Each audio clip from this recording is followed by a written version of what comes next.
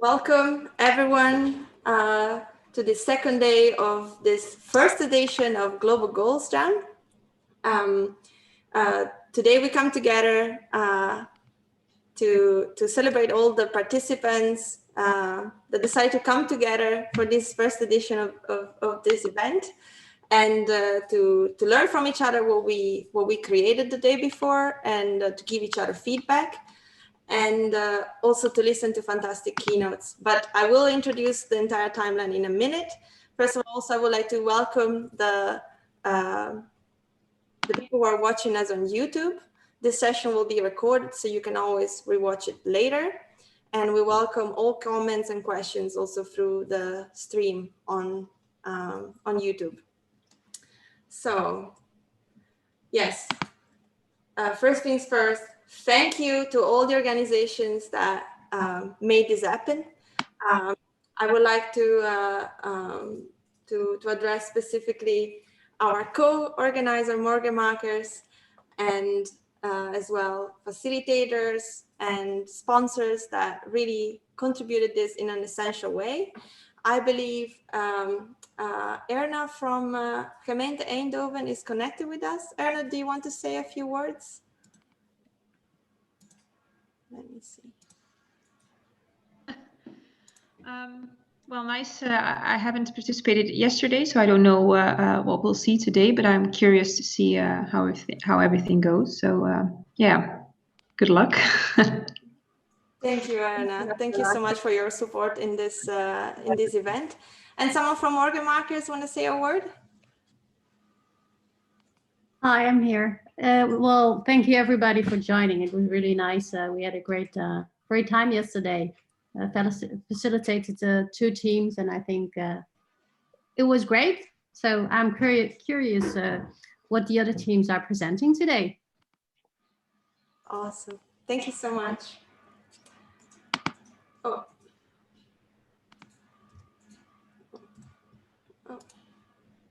So why do we come together for this Global Goals Jam for the people on YouTube who are watching us for the first time today? Well, as we know, 2020 has been a very intense and rough year, and it has brought us to our attention big challenges that we're facing globally.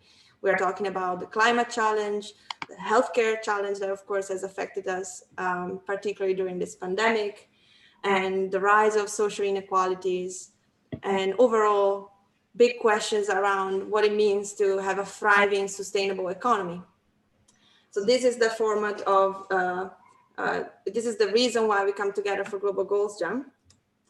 And this event uses the framework of the Sustainable Development Goals to actually make it local. So we turn these big challenges into local questions that can be addressed by the organizations that live and contribute to the Eindhoven community.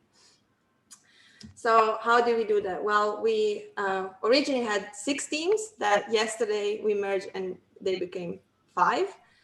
2 teams from TU Eindhoven, Studio Silver, who brainstormed on around food and what it means to have a healthy relationship with food as the crossroad between health and environment.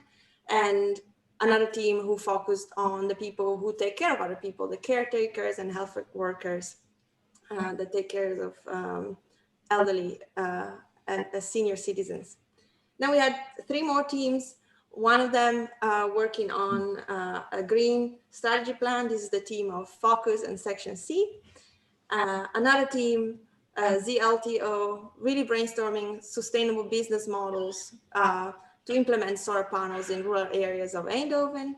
And last but not least, a team really focused on raising awareness around the SDGs for the public. So these are just a couple of snapshots of the day. 3 out of 5 teams came together in small teams in person, and 2 out of them came together as online using Maro. So it's been really interesting to observe how everybody interacted in person for the first time perhaps again, but also with new tools that enable us to collaborate in a smart way. Before we continue, I just wanted to mention that to keep the momentum going with the Global Goals Jam and yeah, pushing the SDG agenda forward, we have planned with Morgan Marcus 2 follow-up dates, one on the 27th of November to hear from the challenge owners, how we can help you know, implement the ideas, make them even more concrete, even more actionable. And a second event on the 22nd of January, more like as a learning review.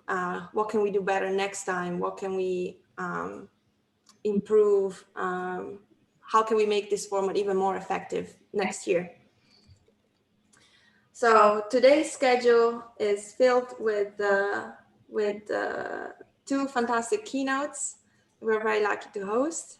One from Rukmani Prakbar from the International Association of Human Values, and from a second keynote from Miriam van Laarhoven, who was also one of our challenge owners. So we're very excited and grateful to host these two great keynote speakers, which will be followed by a short meditation session offered by one of our kind sponsors and partners, The Art of Living, who yesterday hosted two meditation sessions during the jam itself.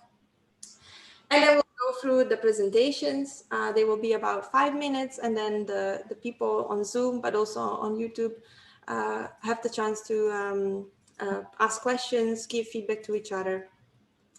And we aim to round off at about 4:30 this afternoon. So I think I'm done talking, and I would like to give the floor to our first keynote speaker, Rukmani. Let me see if I can. Hello there. Hi, Chiara. Oh, I will stop first sharing my screen. There we go. Then cancel the spotlight video. Yes.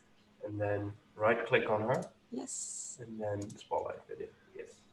We're all sorted. Welcome, Romani. Thank you so much for joining us today. And the floor is yours. Thank you, Chiara. And hello from Bangalore City in India. It's a cloudy day out there. It's about 25 degrees. Bangalore is towards the middle of the Deccan Plateau, towards the south. It's about 3,000 feet above sea level. So the temperatures here are pretty good. Okay. I've barely been out of my house since February. So the good thing is that it's given me a lot of time to think about the global goals. And I will share with you some of the things that I've thought about. Chiara, can I share screen? Of course. I think you have the right to do that. Yes.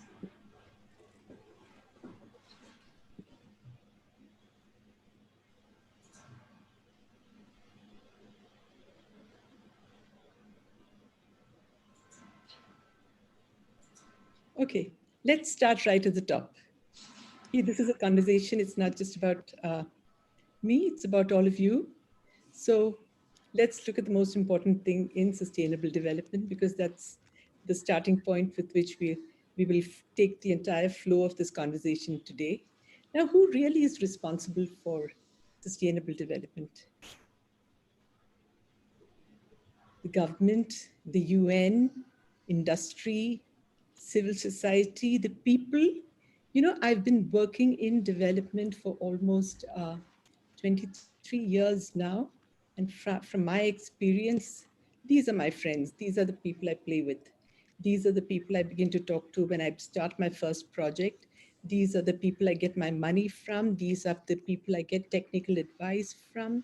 These are the people I collaborate with.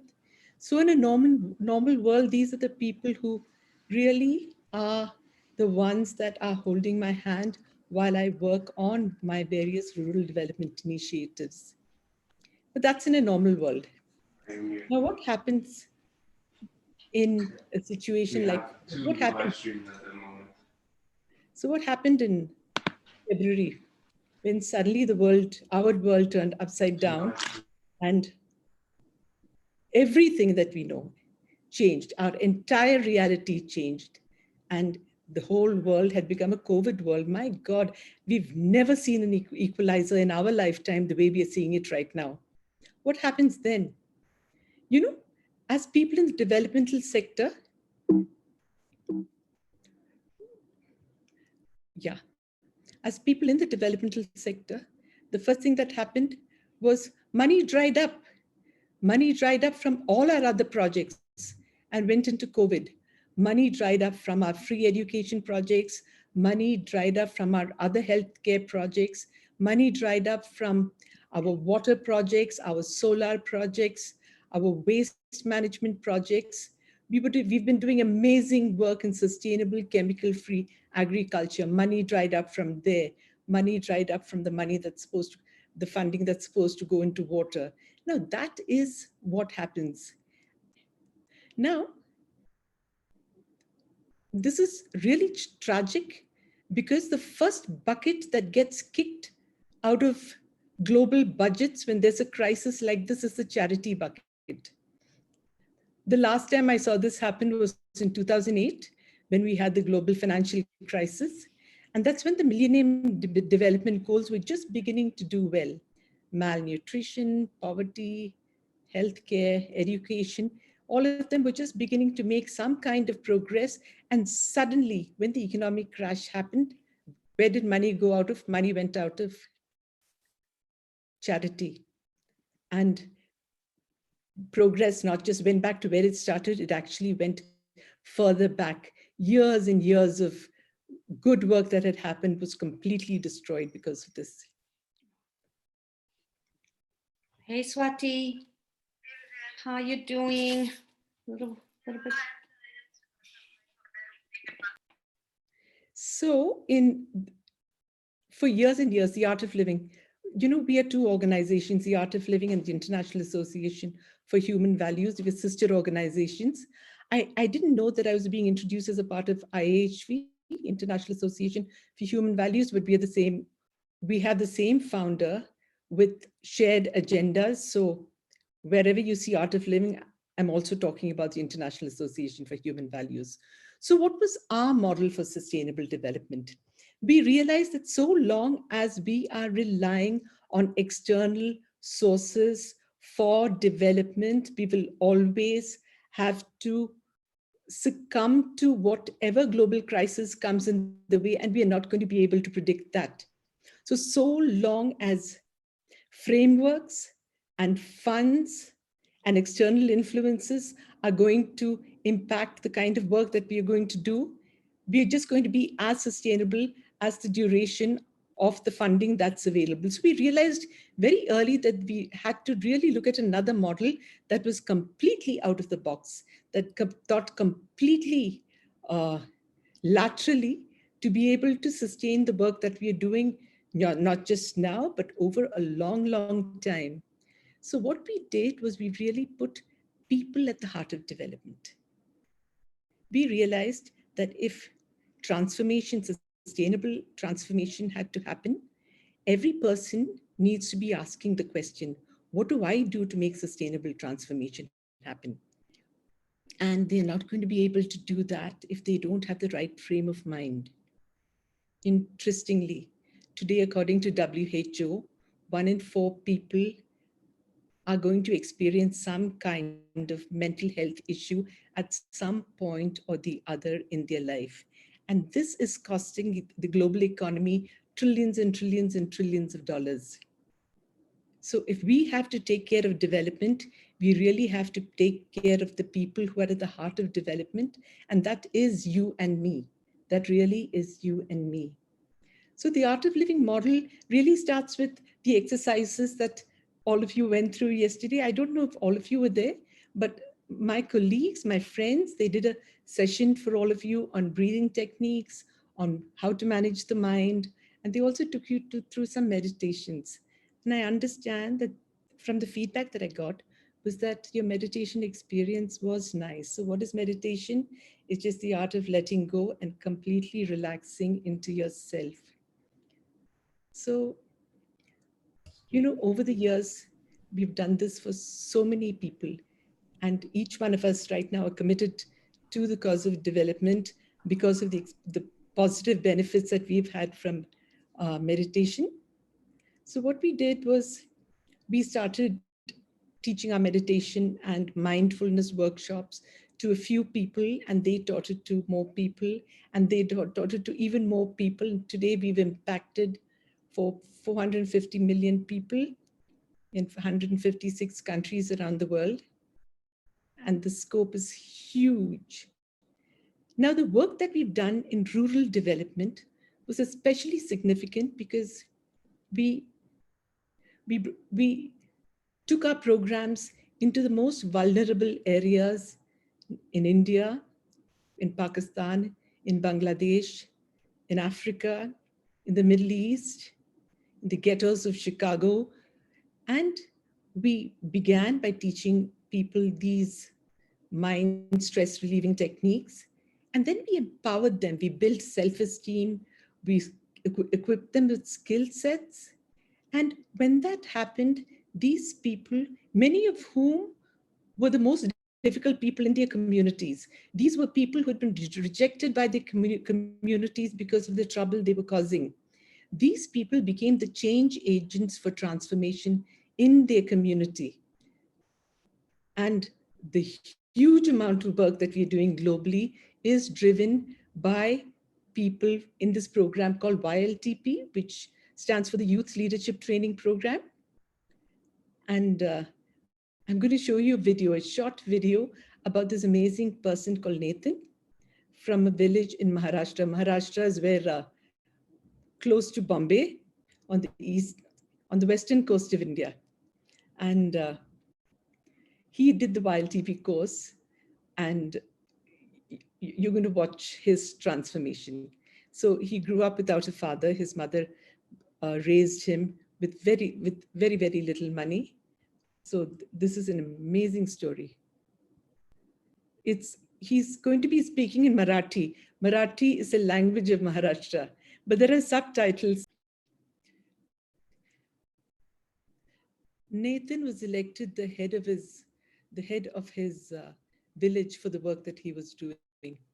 And Nathan is just one of hundreds and thousands of young boys and girls from India and different parts of the world who have now taken responsibility for their communities, created transformations, become influencers, not just in their communities, but in the state that they live in. And a couple of them have gone on to receive national awards from the President of India for the work that they've done. This is such an extraordinary story of transformation. And I think the core of it is that we put people at the heart of development. So what really is our model for sustainable development? We call it the ABC of sustainable development: awareness, belongingness, and commitment. Now, suppose it was a school day and you had a bad night before. You wake up stressed and you're running into class and you're bumping into people. You're angry in your head. You have no awareness of what's happening to you. In the contrast, you've had a great day. You've woken up, you're fresh, you're feeling fantastic. You're getting into class, you're going into class. You're suddenly aware of everything around you, the people around you. You're aware as you're coming to the door that there's somebody behind you and maybe you should hold the door. And you walk into class and you can smile, see people, somebody says there's something to be done, and you put up your hand and say, yeah, I can do it, I can share responsibility. And then the commitment comes. And that really has been our model. As we've been able to bring techniques to show people how to relax their minds, their awareness about themselves has gone up. The sense of connectivity, not just with themselves, but with their environment, with the economic situation of people around them, with in their friendships, the entire level of connection and your belongingness goes up phenomenally high And when that happens, commitment or service is a natural outcome of an aware and sensitive state of mind.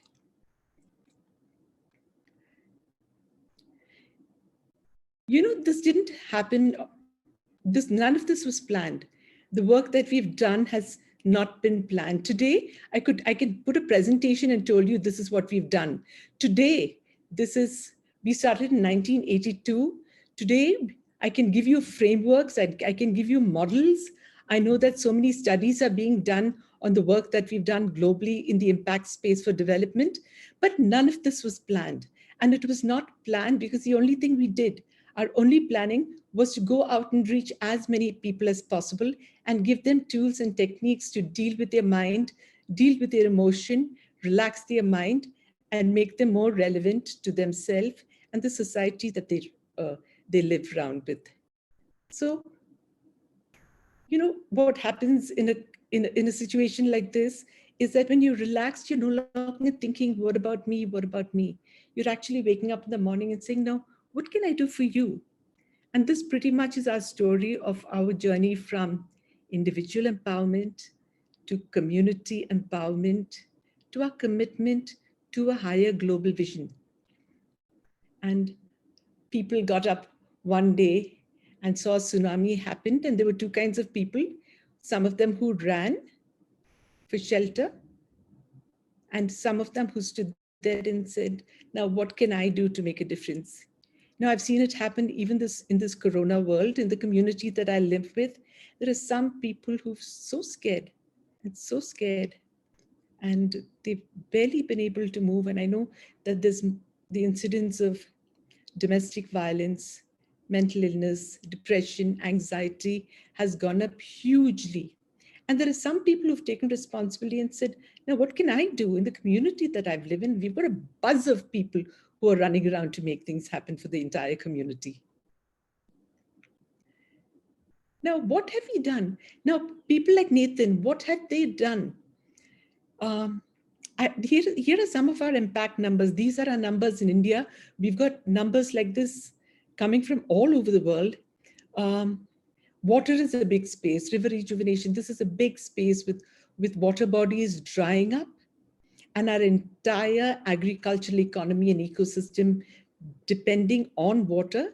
We've had people like Nathan bring water back into their communities, start agricultural practices, enhance livelihood, send their children back into school, bring lighting into the community. It is amazing the kind of work that has happened because people were able to bring water back into the communities. Natural farming, completely organic, chemical-free farming that is nutrient dense, that's taken the toxicity out of the system and has brought life back into toxic soils that have been destroyed by so much chemicals. The work that we've done in rural development, in solar energy, in women empowerment, skills development, we are there wherever there are issues to be addressed, because some person like Nathan got up and said, now, what can I do for the community? We educate over 70,000 first generation learners. That means these children are the first people in their entire family for generations and generations to know anything about education. So we are currently educating 70,000 children completely free of charge in different parts of India. Our prison programs. We've taken our stress relief programs into prisons. And, it's so interesting because the prisoners come back and say, it's because of you that we're here. And we say, what? And they say that if we had this wisdom, if we had these techniques, we wouldn't have committed the crime that we did to bring us into prisons. So we have a lot of work happening in prisons, and it's amazing. Some of them who are in the prison for a long time, they've gone on, done several of our programs, and they're today Art of Living teachers themselves, conducting our meditation programs in prisons. A lot of trauma relief. We've done a huge amount of work for COVID rehabilitation. In a country like ours, like in a country like India, millions of daily wage earners suddenly found themselves without a job, without transport the country went into lockdown. They could not get back to their homes. You know, this story was a global story. It was published all over the world. And our volunteers were out there all over the country, giving them meals, planning their evacuation back into their homes. We've had millions of people get involved with meditation during these times. Our online programs for meditations have gone up hugely. And this is not just for COVID. Every time there's a trauma, we are there to help to resolve it.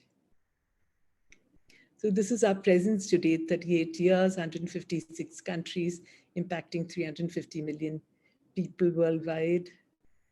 Again, none of it was planned. It happened completely organically.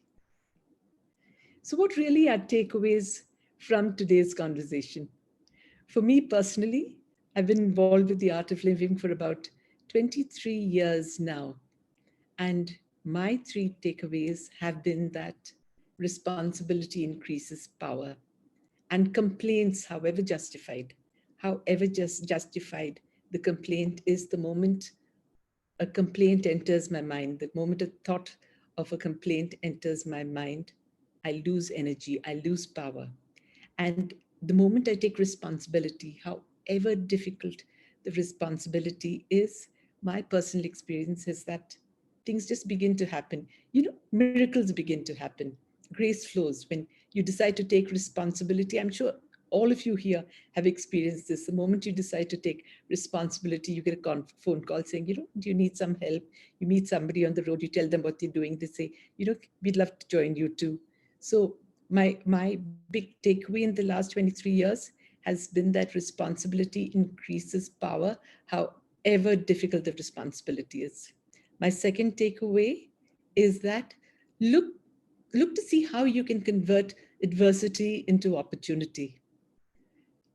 The COVID case, either people were depressed and unhappy and restless and anxious about the future, or they just took responsibility and found an opportunity for themselves to expand themselves and make a difference in society.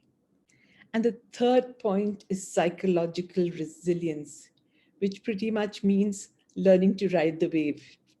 Good times or bad times, I'll ride the wave. Happiness or sadness, I'll ride the wave. Rain or sunshine, I'll ride the wave. It takes a certain quality of mind to be able to ride the wave. And that quality of mind comes with these techniques that we've been teaching. So that is my story and presentation for you today. I'm happy to answer any questions that you have.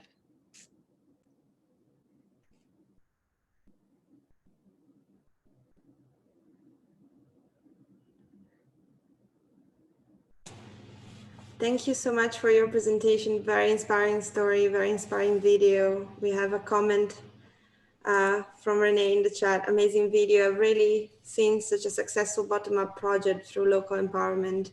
So a very insightful story. And thank you. Thank you very much. I think we have time maybe for one question, and then I would like to give the floor to our next keynote speaker because we are on a tight schedule.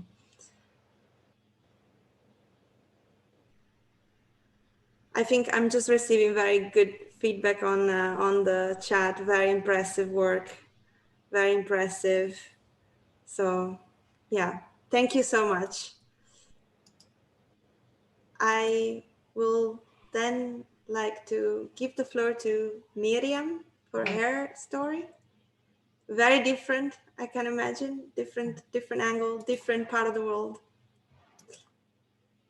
Miriam, the floor is yours. Thanks a lot. Do you see my screen? Yes. Perfect. Okay, good.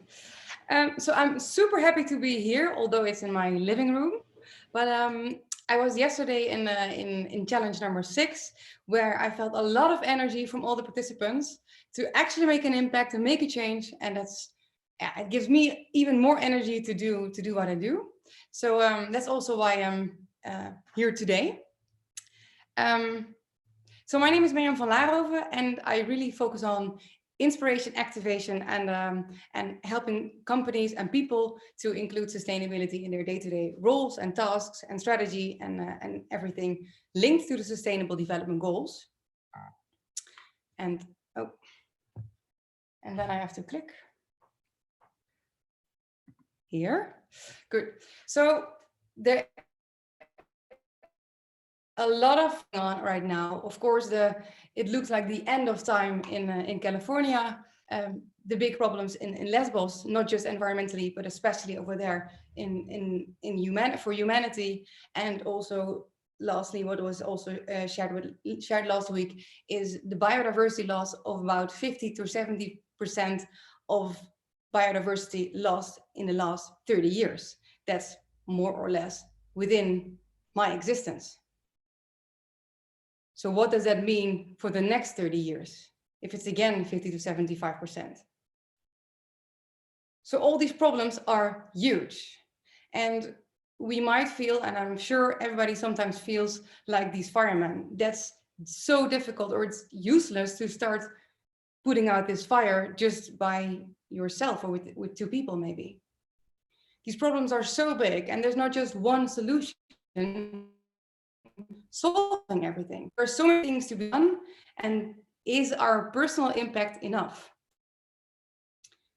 When I was a kid, I also felt that I could not make enough impact. So I was a kid, and since I was a kid, I've always cared for the environment, always. I don't know why, because I was not brought up with it by my parents. It was just there.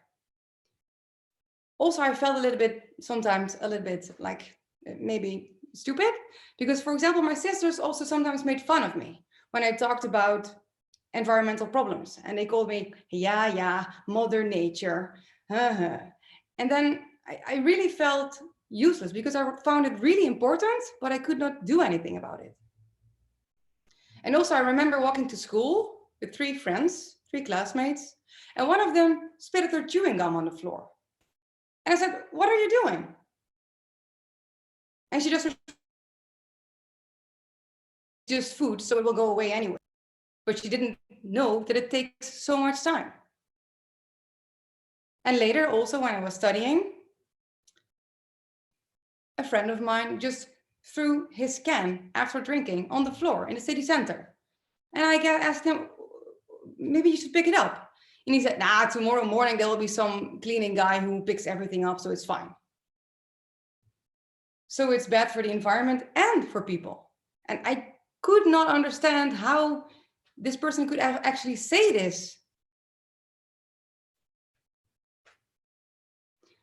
So after I graduated, everything slowly started to change, very slowly, because I really felt useless in making impact or changing people's minds. And I started working in a big corporate as a development engineer, and I worked on operations.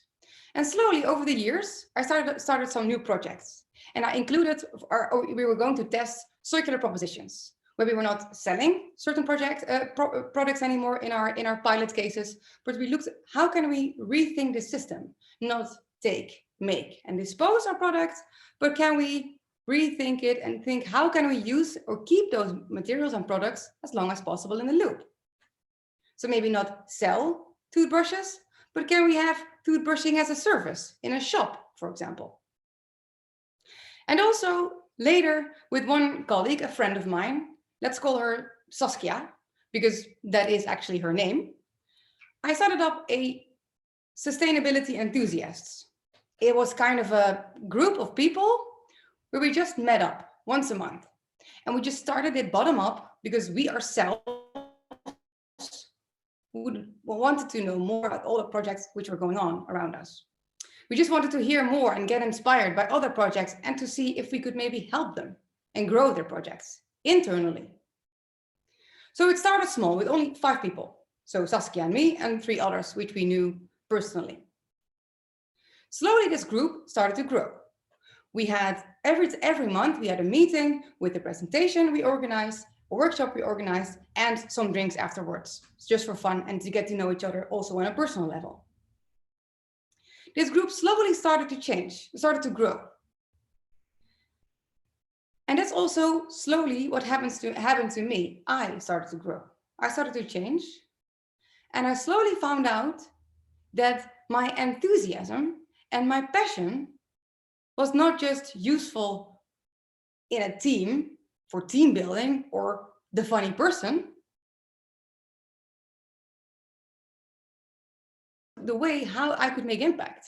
I can use my enthusiasm, my drive, my passion to bring people along and also change their mindset and get them actionable. It took quite a while to find out, hey, this is how I can make an impact.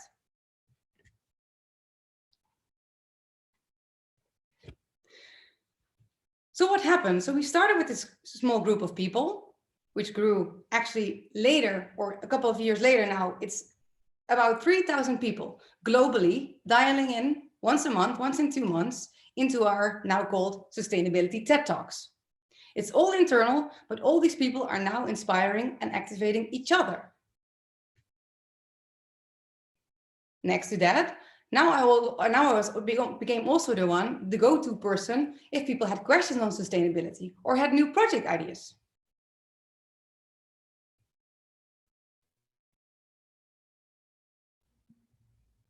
So through these activities, I learned how I could make a difference. I learned how I could make an impact. And it's a way to change people's mindsets if you stick to your personal superpower.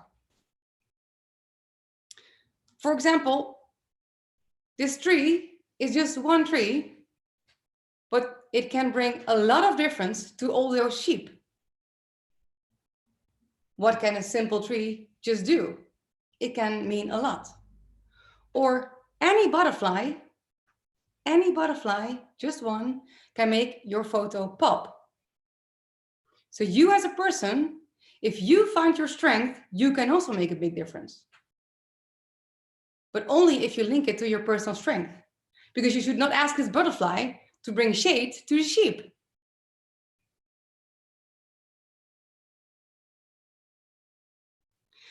So I want to ask you now about a myth, and I'm also giving you examples. Please write down or type or whatever, you can also do it in the chat, whatever you prefer. What is your personal superpower? And you can just write up what comes to mind first. Are you maybe good at convincing people face to face? Are you maybe a really good person using social media? Or are you a very patient person? And you like and have the patience to help other people? Are you a very creative person? And can you see new futures and how it can be done? Or are you maybe very hands-on and you can just help other people to actually do those projects and run them and arrange them? Are you a leader, pulling people along? Or are you maybe a first follower who is just as important as a leader? You need a leader and to actually become a crowd and make a huge impact. Are you good at protesting or getting politicians to think differently?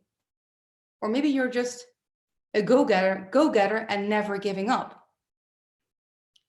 So 20 seconds, please write down for yourself or in the chat, what is your superpower? First thing that comes to mind.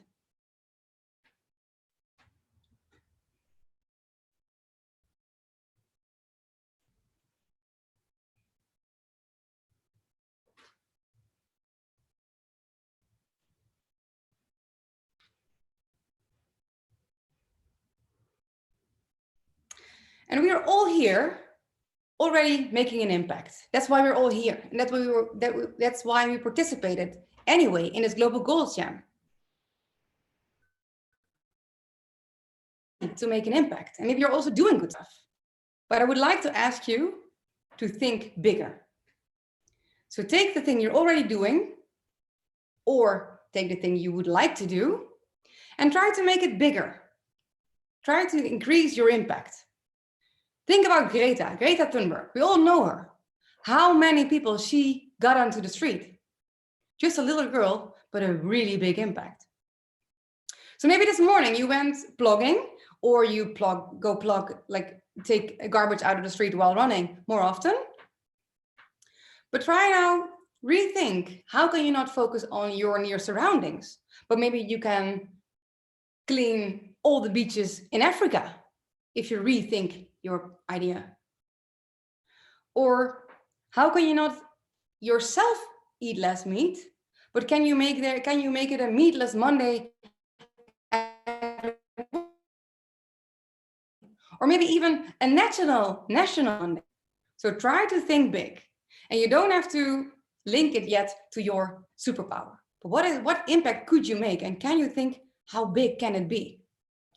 So again, about 20 seconds, try to think, how big of an impact can you make?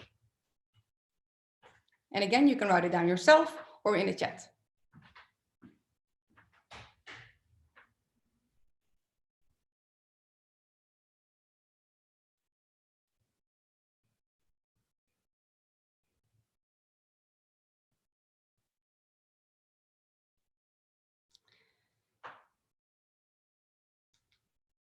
And then I would like to ask you to share with us and inspire each other.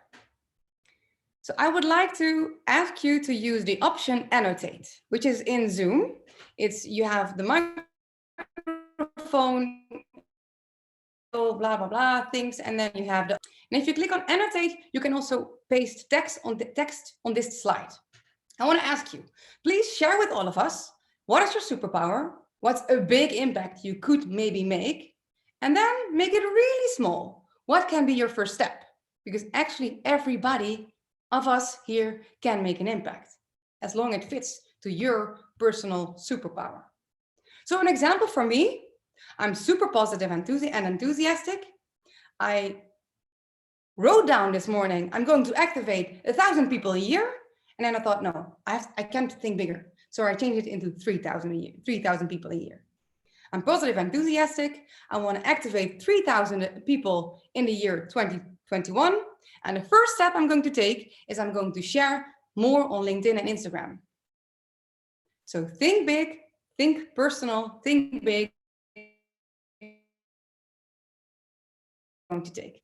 Please use annotate and just start typing. I also already saw someone, the first thing, because if we all have good ideas, we can inspire each other again to also actually do it.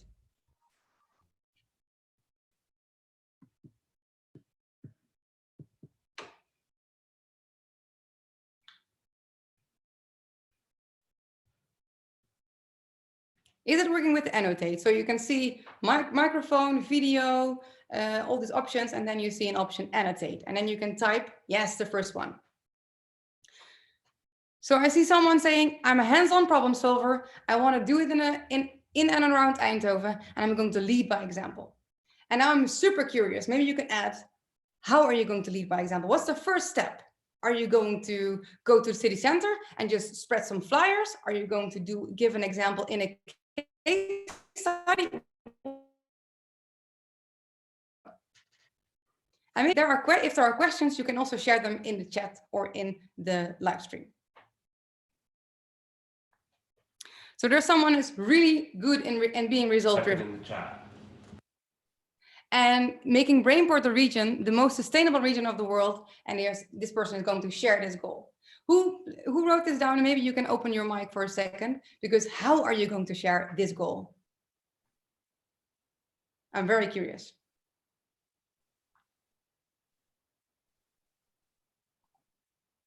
That was me. How are you going to share this goal, Jacqueline? Thanks for writing down. That's a good question. By at least sharing this goal here with you. That's my first step.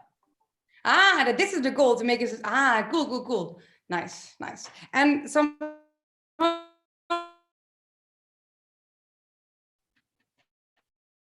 Are you good at presenting? Are you good at sharing it in trainings? Are you going to share it on LinkedIn? What's your simple next step you can actually do? I'm sorry, your Skipping? I didn't hear your full question because you were Skipping. Yeah. Okay, maybe it's then never mind. Maybe Chiara, maybe we can leave it open for just a second. But do you have other questions? I just wanted to mention that we have also comments coming through the live stream on YouTube, and someone said that their superpower is linking people with different expertise. So we'll see if they are gonna give an extra answer to your question, how they can make it practical today and hands-on. And also there is a lot going on in the chat. There's a very nice comment from Luyan, I believe. Hope every one of my students can carry on the positive thoughts they receive from me and make their own progress throughout their growth. That is the best and sustainable impact that an educator can make. And small impact, practice what I believe and get inspired every day. Cool, cool. It's Exactly. very nice. Grow the impact using also other people, because that's also what was. It's still open, so you can just still use Annotate to share your. Last remark I want to make, that was also my eye opener. I thought I was really struggling. Am I going to be a 100% vegan or vegetarian? And then I thought I can really put a lot of effort, and also saying it whenever I'm going to eat with friends or family who are not a vegetarian, and making it quite more difficult for them to cook for me. And then I thought, but my impact can never be as high as if I can activate one person every week to eat one day less meat. My impact will never be as big as when I'm just doing it myself. So to round off, and I love that you're still sharing your superpowers and next steps, but you can already start to be the butterfly in your picture. The butterfly making a change and making the picture or the environment and humanity pop and thrive. So don't wait, but just go. And then I think we can wrap it off, and Chiara can take over again.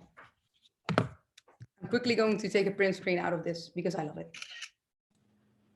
Thank you so much, Miriam. Very inspiring talk, and very nice interaction, both through Annotate, but also in the comments. Thank you very much. You're welcome. You're very welcome. Fantastic. So now it's time for the Art of Living to give us their workshop. Is Divya connected? Oh, hi, Chiara. It's actually with me, Vivian. Oh, hi, Vivian. Yes. Hi. Hello. Hi. Fantastic. Thank you. Yeah. I wanted to give you the floor. I was wondering, since we're a little bit late in time, if we can keep it 15 minutes, so that we can go into a little 15 break instead of 30. Okay. Is that would it be okay? Well, we planned for 30 minutes, so I'm not sure if. Well, we'll try to make it as short as possible. Thank you. How about that? Yeah, that's just we'll make it shorter than the 30 minutes. Okay. Thank you. Do our best. Okay. So the floor is yours. Thank you so much. Okay. Then I will share my screen.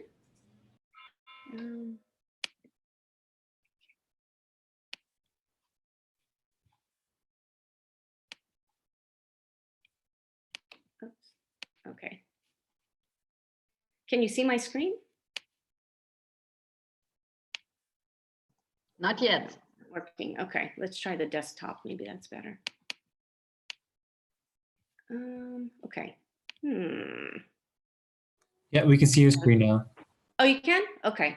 Let me put it on here. Here we go. And actually, we have to go back one. Oops, I went the wrong way. Okay.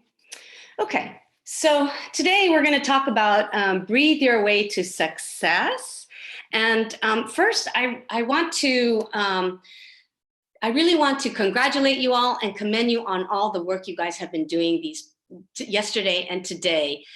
Your dynamism, your leadership, in taking on these SDG goals is just amazing to see. So I really want to commend you all on this.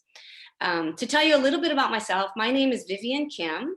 I'm a trainer and a lecturer at Fonte's University of Applied Science in the communication department. And I'm here today as a volunteer for the Art of Living to help people, or to talk about people about their vital energy and how you can tap into that for transformational excellence. And some of the other things that I've done, 22 years ago, I worked at ASML, and I've seen a lot of great changes in that time and what has evolved in terms of business. And we're moving into this Industrial Revolution 4.0. And what this period is telling us, that in 10 years, global business cannot exist in a meaningful way if they are not transforming in the speed that's required. And so we can see now we're in a volatile period. It's uncertain, complex, ambiguous period right now. So we need to ask ourselves, what type of leadership is needed to shape our present and our future? And I'm going to give you a first clue on this. It's a metaphor. If you have an arrow and an arrow needs to hit its target, it needs to be dynamic and it needs to be fast. But before it can hit its target, it needs to pull back, reset, and take a step back before it hits its target. So I'd like to take this moment with you all to sort of catalyze and distill the past 2 days. What did you learn from each other? I would like you to take some time to think about that. During your lunches, you had time to sit together and eat lunches together. Maybe you had some late night pizzas together, talking about your project and learning about each other. But not only in your group, we had 2 fantastic inspirational keynote speakers, Rugmani and Miriam. What did you take from them that you can take away and use in your projects that you're doing right now? So you guys are going into this state of action and processing your learnings. I would really recommend to take a moment to step back and write down the things that you learned, not just only about your project, but what other things did you learn? So you guys, I have to also commend you because you're taking, instead of a reactive actions to what's going on, you're actually responding to the actions that are, or the current situation of today. And so, in fact, what you are actually doing is you're asking yourself, what can I do differently? And so you're moving into this space of action, and it begins with yourself, actually, in this individual space of yourself. And although you've been working in groups, it really begins with you. And instead of you asking, hey, what can the government do for me? What can my manager do for me? You guys have stepped in, and in your free time, you've taken on this project of one of these SDG goals. So to go back to this, we're going into this Industrial Revolution 4.0, and I spoke about what kind of leader should we have. So there are 3 aspects that we can look at. One is what can we do ourselves to be more dynamic, and that's something Miriam spoke about, and Rukmani as well. So what can we do to equip ourselves to be around more inspirational people, to perhaps take courses, and that's what you guys are already doing. So this is fantastic. But we can't only do this alone. One of the second steps after we've developed ourselves more is that we need collective leadership. And again, that's the same thing of what Rukmani and Miriam spoke about. So we need to involve our stakeholders. We need to think about who are all the people that can be involved so that we don't do this alone, because we have to step out of this old way of thinking of only a few people making these decisions, but as a group. And then the third area or let's say pillar, is we need purpose. And that's why you guys are all here.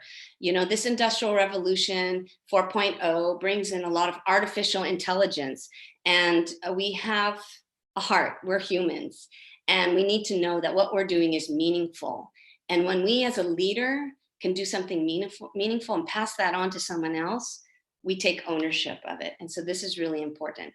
So I'd like to invite you to a sort of a 3-3-3 process where we'll take 3 minutes, and in your groups, so maybe you're 6 people, you could divide up into 3 and write down from what you've learned in these 2 days, 3 qualities of what you think a great leader is, because this is what you need to continue on. So if you could write that in the chat, that'd be fantastic. I'll give you 2 minutes since we're on a time crunch. Thank you. I just wanted to mention that most of us are probably at home behind the screen, so we're not in our groups today. Oh, okay. But so go ahead and just we'll have write a down reflection. Okay, thank you. Yeah.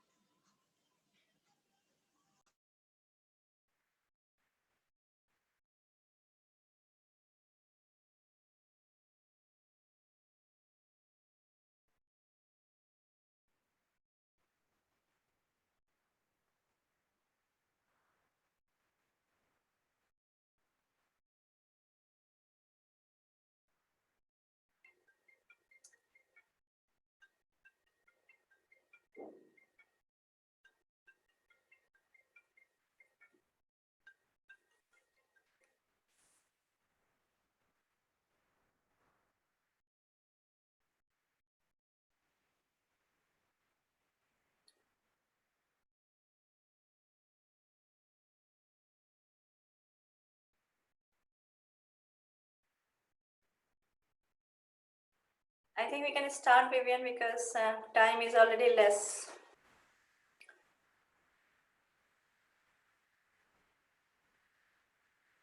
You are mute, Vivian. Sorry, Swati, can you mention some of the comments? Yes, so there are comments like leave a space for people to take responsibility, so there is a space for personal growth. Someone who trusts their instinct, honest, open mind, great listener, humble, trustworthy, courageous. Vision Okay. creates safe space, clear indicator of success. So yeah, these are the quality I see, and most of them kind of, yeah, we all agree. Safe, honest, humble, clear, great listener, open mind, flexible, responsible. Okay, so Vivian, do you have anything to add here?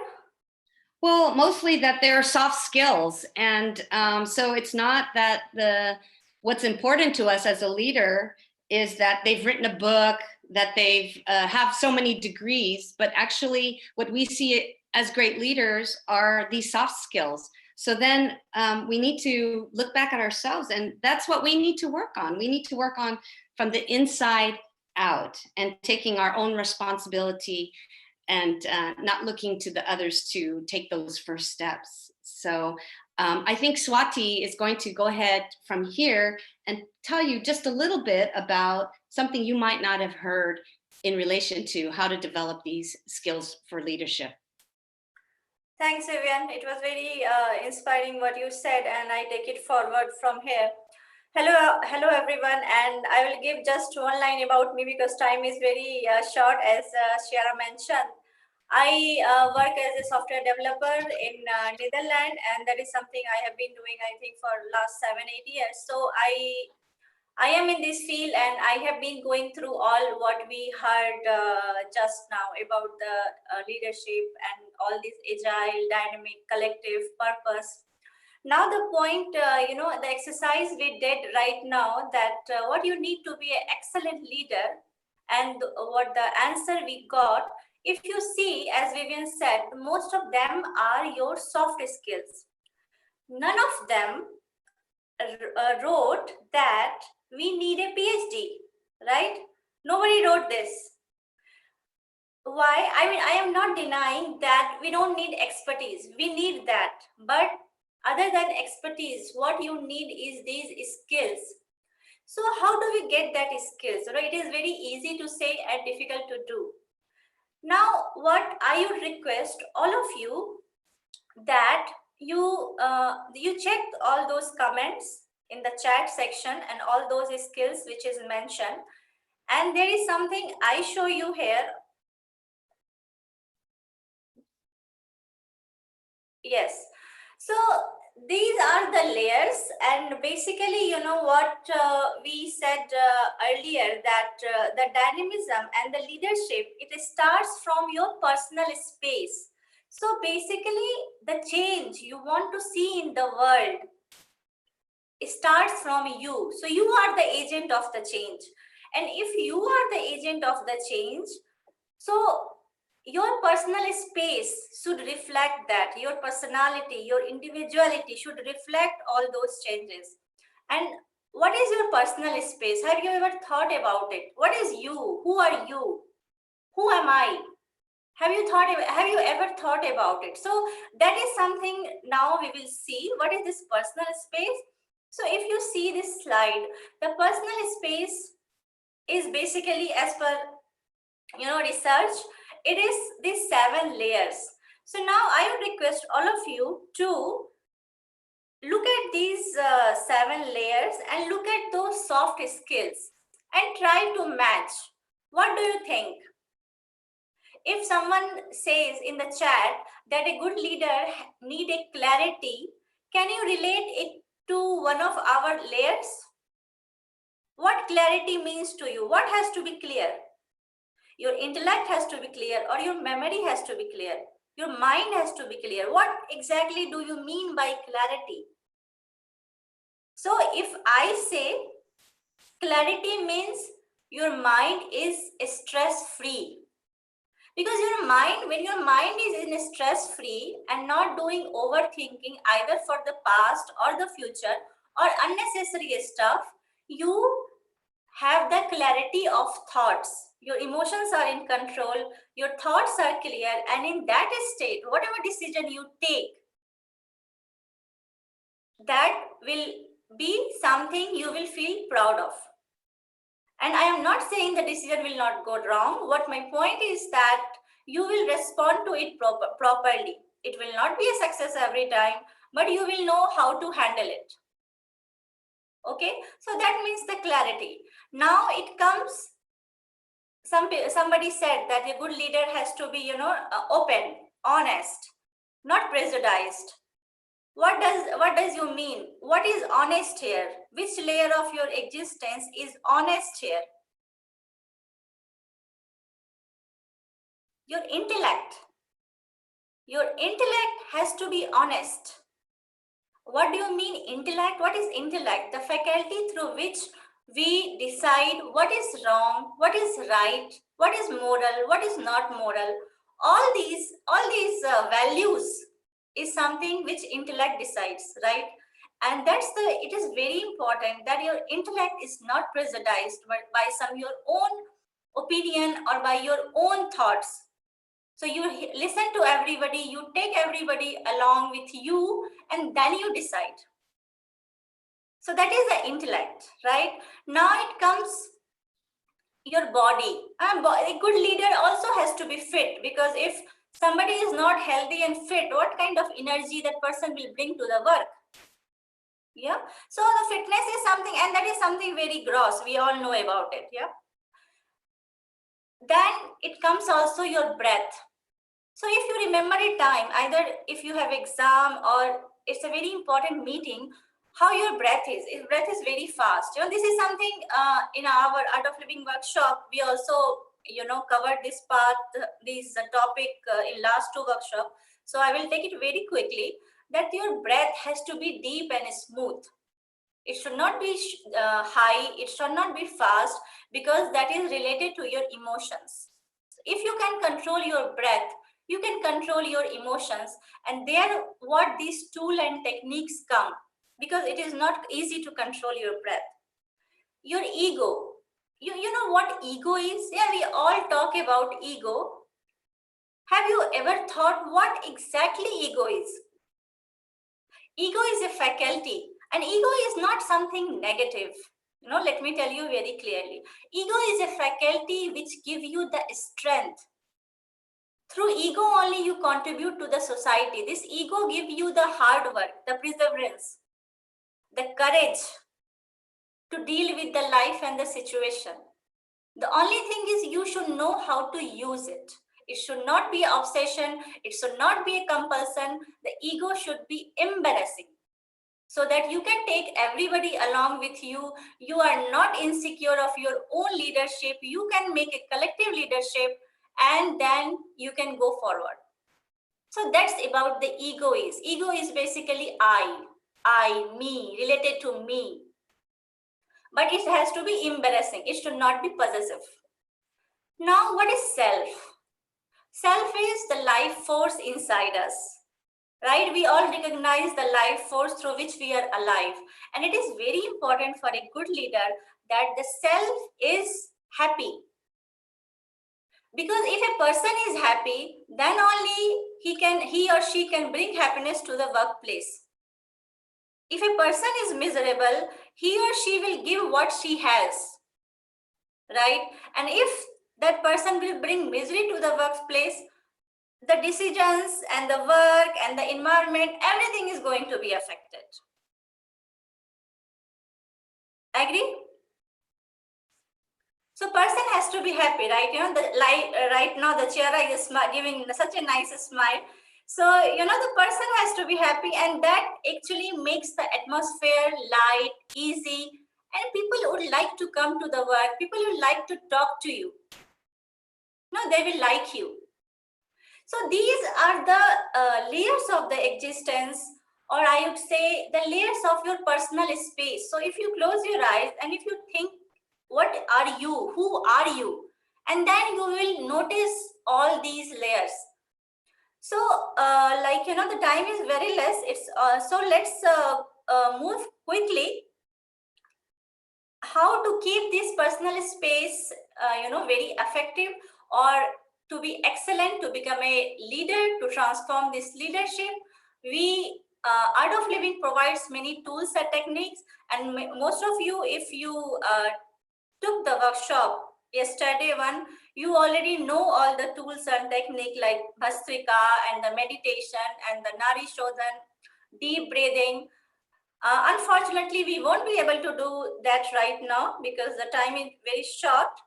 So what I would say that, Vivian, do you agree? Let's skip that. Yes. Okay.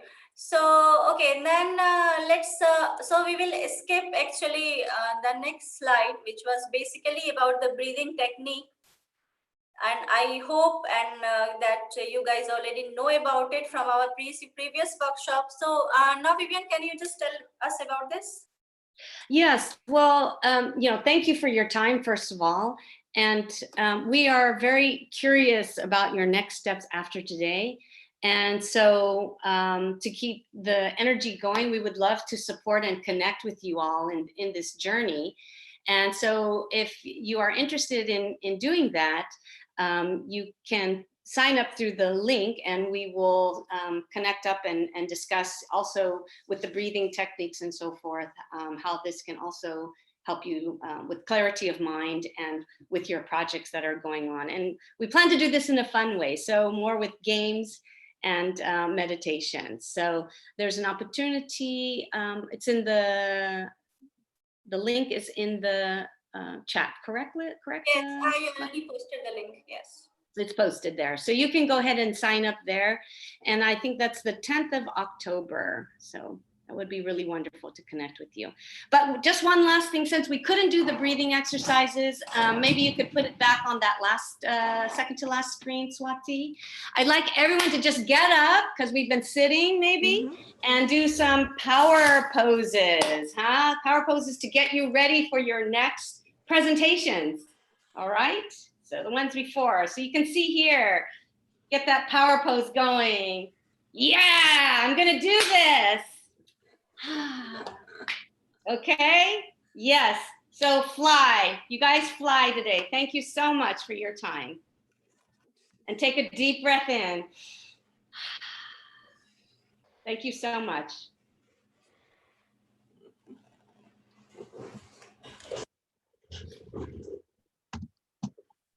Thank you. Thank you. Thank you, Vivian and Shwari, for introducing us to your Brief Your Way to Success workshop. Please, everybody, you can have a look at their offer, as they mentioned in the Google Doc link that they shared in this chat. I would personally be very, very much curious to see more of your techniques. I remember yesterday the second workshop was really about meditation and posture, and it was really, really inspiring. So thank you, and looking forward to trying more of these techniques soon. So we had planned a short break, which I think we're gonna have to keep to maybe 5 minutes. So we'll see you all back here in 5 minutes, so everybody gets the chance to, maybe stretch their legs, since we've been on Zoom for already quite a while. And we'll see you back here at 2:30 sharp for the presentation of team number 1. See you in a bit. Thank you.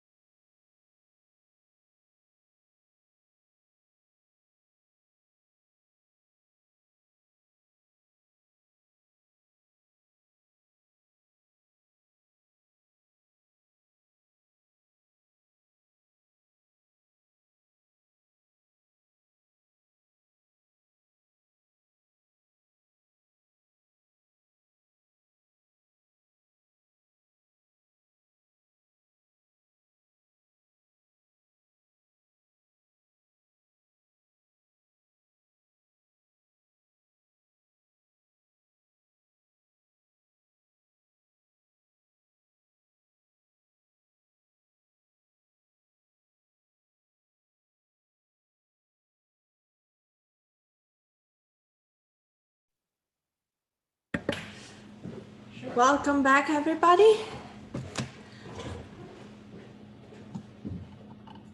I see there's still quite some people connected online. That's great. I would like to give the floor to team. Actually, sorry. Before I do that, I wanted to ask everybody for your kind feedback. Yesterday, I sent an email with a link to a feedback form. I will send it again because yesterday I made a mistake with the link. So I'm gonna copy paste it in this chat before we start with the presentation of team one. So this is the feedbacks. Oh, sorry. This link that is coming through is the link to give us feedback on the first day, which was yesterday. And then I'm just already gonna send the link to day 2, which is today. So you can let us know at the end how you found it. And it's coming through the chat right now. So now the floor is yours, and I would like to invite team one to present their slides and tell us about their concept and what they came up with yesterday. All right. Can you guys hear me? Yes. All right. So my name is Bart, and together with my teammate Brandon, we will present our challenge. Let's see, share my screen. All right. Is it visible? Yeah, we can see. I assume that's yes. All right. So we welcome everybody. Nice that you're all here. We did a project in the theme of food between health and environment. And you see already a sneak peek from our solution that we came up yesterday. But I'll start with introducing the team. So this is us. Our challenge owner is Carlijn Valk. We got help from the experts Joost Liebrechts from Purpose Design and Nathalie Matsiak from Connected Coaching. And our facilitators were Kim Stanek and Nicola Charlesworth. So we did the project with the participants, me, Ward, with Brandon, Vincent, and Raj Lakshmi. So while brainstorming, we came to 3 main challenges, which is that the self-efficacy is low in regards to food habits. Next to that, the modernization and industrialization has contributed to unhealthy eating habits. And as our daily life has changed, our food and exercise habits are left behind. So we come up with the question, how might we help young people newly living independently to reconnect with the nature of food? So obviously our target user is young people, and our relevant stakeholders are farmers, municipality, and peers. So our strategic solution starts with delivering a relatively cheap box of local produce from the environment to newcomers of Eindhoven, which can be subsidized by the municipality, providing knowledge on the local produce of food, introducing this through social connection with locals, while using an incentivized system to reduce air miles. Yeah. And you saw on the previous slide that there are like initiatives like this, like burgerboerderijen. So we continued on that basic idea and the insights that Watt just explained. And we came up with our prototype hashtag fresh from the start. You know, people who come in here being newbies, they can start fresh from the soil, fresh from the start. And fresh from the start is really a box, and the box filled with local produce, this local products produced by farmers in the area of Eindhoven. We want to provide the new citizens of Eindhoven to connect with the box, but also connect with where the local food is coming from, so that they can get acquainted with the farmers here in the neighborhood. We thought also of the concept of connecting and reconnecting, that you can connect people. So the social connection you also see in this concept, because we want to make sure that the box is delivered to you by an awesome local in the neighborhood, so that you also know who your neighbor is or somebody who's living near you. And yeah, so as we said, it's a box that, you know, has gives everybody like the fresh start to live in Eindhoven and find out where the food is coming from, and they also can give them a visit. Yeah, the evaluation results. So we've shared these ideas, and people evaluated the concept. Some smart insights was, why don't you give a box and then get a box, so that you have like a sustainable idea. And we thought that was a great addition, and added value to our concept, because you create connections over time, and you also, you know, help people with less money. That gives the possibility to help people with less money, and also attain good food. This was also a good point. What is the impact of such a box when it's a one-time only thing? I think that we have to consider the box as a means to our goal, which means like building a new relationship, building or reviving a relationship between new citizens and local produced food.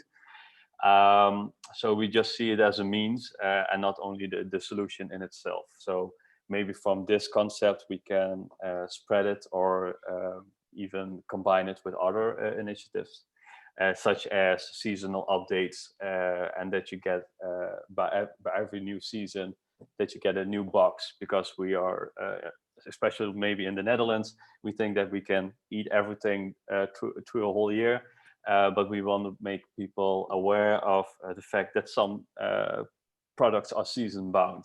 So that's why we want to work also with seasonal updates. Next. Hello. Yeah, I'm okay. Next slide. So. All right, thank you. So yeah, our prototype. What are the next steps? Of course, expand the target audience to be more inclusive and representative of newly arriving people in the Netherlands, so that we get a deeper insight on who we wanted to target, who we want to reach, besides also the newly arriving people. Who are these newly arriving people? What are their needs? Yeah, also tap into developing increasingly more important short chain initiatives to enable such a box in big cities. And that's really the reconnecting with local initiatives. So short chain initiatives is something we want to increase. Yeah, develop ways to expand the impact beyond a one box delivery, and yeah, in the end, also come up with set up a social platform for sharing your time with a newcomer, so that you have more also digital interaction and connectivity between people, and hopefully that will turn out to something bigger. So yeah, yesterday we've come up with this idea, and I hope this can be a fresh start for a food initiative like this. Thank you very much. All right, thank you, Brandon. That was our presentation. Thank you very much. Super nice concept.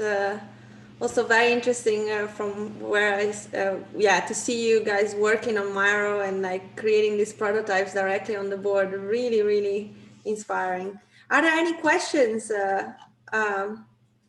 from the audience, or comments or feedback? Hey, this is Miriam. Yes, I'm just super curious to hear, what is the challenge owner going to do with it? If you know. We haven't checked that. Also, I don't know if the challenge. We don't know. We're also curious.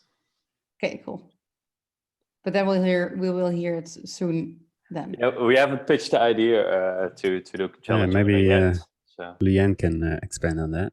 Yeah, because it's yeah, her I was protege. wondering. Yes, this is Luyan from TU Eindhoven. Hi.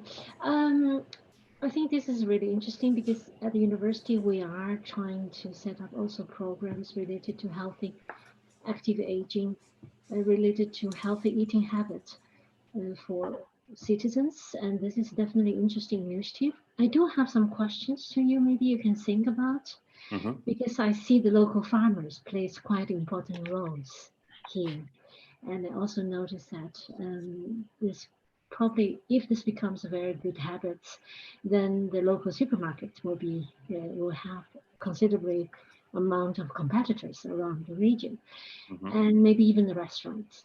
So I'm just wondering, like, how much do you know about how many newcomers in Eindhoven every year in this region, and how many of them are the low-income families, or how many of them are really from knowledge immigrants, and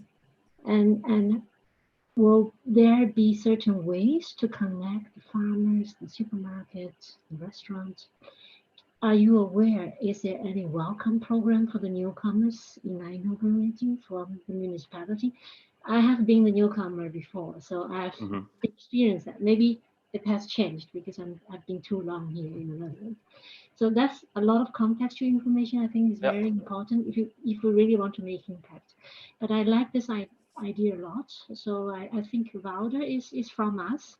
I would invite you to give maybe to our spot students an interesting inspirational presentation of your concept. Who knows, maybe we can continue on this and try to find some partners to pilot. Very cool. There are initiatives in the canteen, so we do receive, for example, fruits and everything from the farmers in the neighborhood. So maybe there's something we can do. So let's figure this out. Okay. Yeah, nice to hear. Yeah. Thank you very much. Thank you. Thank you. I see also some comments from people in the chat. Yep. Next step could be to ask Leek, new supermarket concept in Eindhoven. Maybe a few thoughts on that? Yeah, Leek, I know the initiative. It's a new local food supermarket. Haven't been there yet. That's one on the list. But and you also see Boeren en Buren. We saw in our presentation. You also saw the burgerboerderijen, so the citizens farms.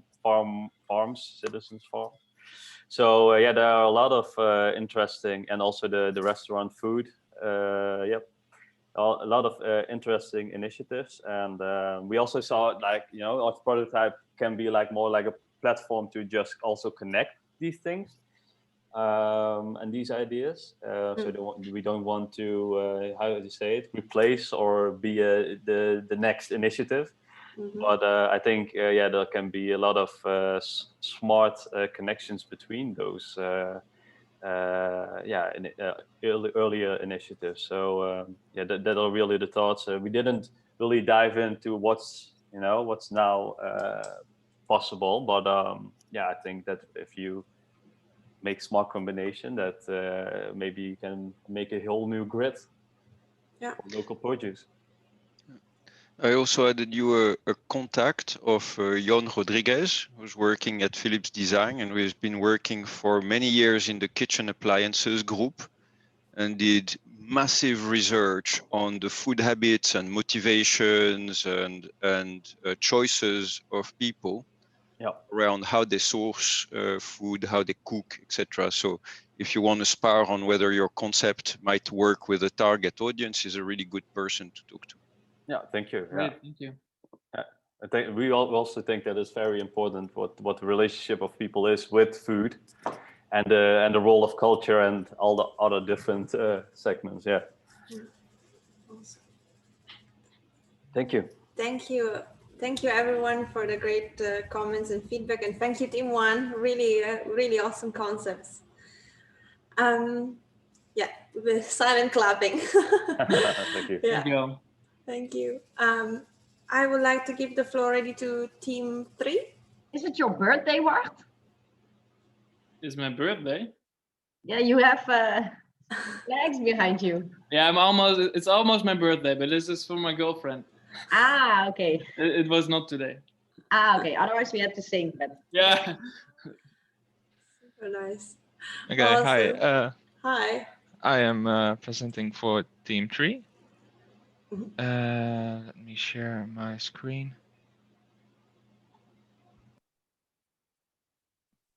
Present. Okay, hello. My name is Lex. I'm a pre-master at Industrial Design, and we are Team 3. Who cares for the carers? First, let me introduce my team. Ruan is our challenge owner, Tove Elfrich, our facilitator, and our team members are Fred, myself, Liana, and Francisca. I believe of that team, I'm the only one here actually, so, but that's all right. So who cares for the carers? We found some key challenges. Caregivers often experience burnout, and often, I mean often, it's 1 in 8 people. That's huge. And that puts a strain on an already very strained public health system that has that's systematically understaffed.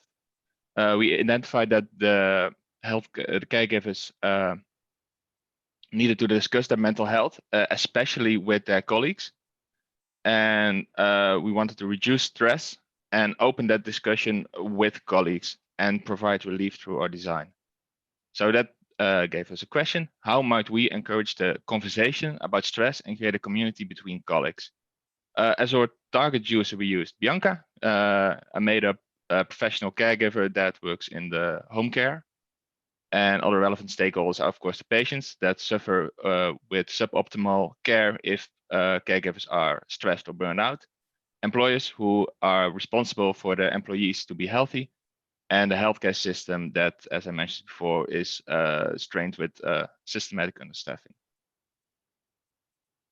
So our strategic solutions, we wanted to design a preventive measure and something that created a sharing community between colleagues. So social participation and peer support between colleagues to create really a community of caregivers, but also a community that cares for each other when people are on the brink of having a burnout. So our prototype is the Nursegram, a public, not a public, sorry, social network for caregivers and health professionals, where they can share their victories in day-to-day life, but also their problems and their with clients, but also their problems with mental health. There is also another layer to the Nursegram. Not only healthcare professionals are on it, but also people from the Workers' Safety Office, or in Dutch now as the Arbodienst, who monitor the caregivers and reach out when they believe that people are on the brink of a burnout or other mental health issues. Unfortunately, we had no evaluation with professionals or other teams, so the evaluation step I'm just going to skip. So our next steps are, well, of course, evaluation then, because we missed that, prototyping and implementing and looking at other stakeholders and how we're going to finance this. So if there are any questions, I'd love to hear them. Thank you very much.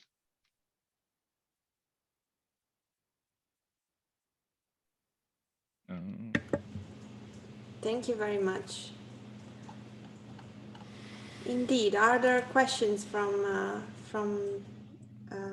the group or comments? Yanni, we're also part of this team. Is that right? Yes, yes. So I was the owner, so I will be waiting. Yeah. And a bit team member, if you're honest. Yes. What I like it very much is that we can start tomorrow, because there is a way that we can stimulate communication sharing, and we all have good days we want to share and the bad days, and any program will do. Any program will do, but if you want to make it sustainable, we want to support the people, so we need to do something in the background, to really kind of care them, to give them additional support when necessary. But that part still needs a lot of discussion on the ethical part, data safety, privacy issue, but that will come. But for now, I think it would be great if, you know, there is this trust, we can build up trust environment to start to stimulate people to share how did I get out of my burnout, or what was a great day, why it was a great day. So somehow, if we can make this happen, we can make changes already, to support the people. Yeah. So I like this. It's very low threshold to start with. Yeah. I had a question.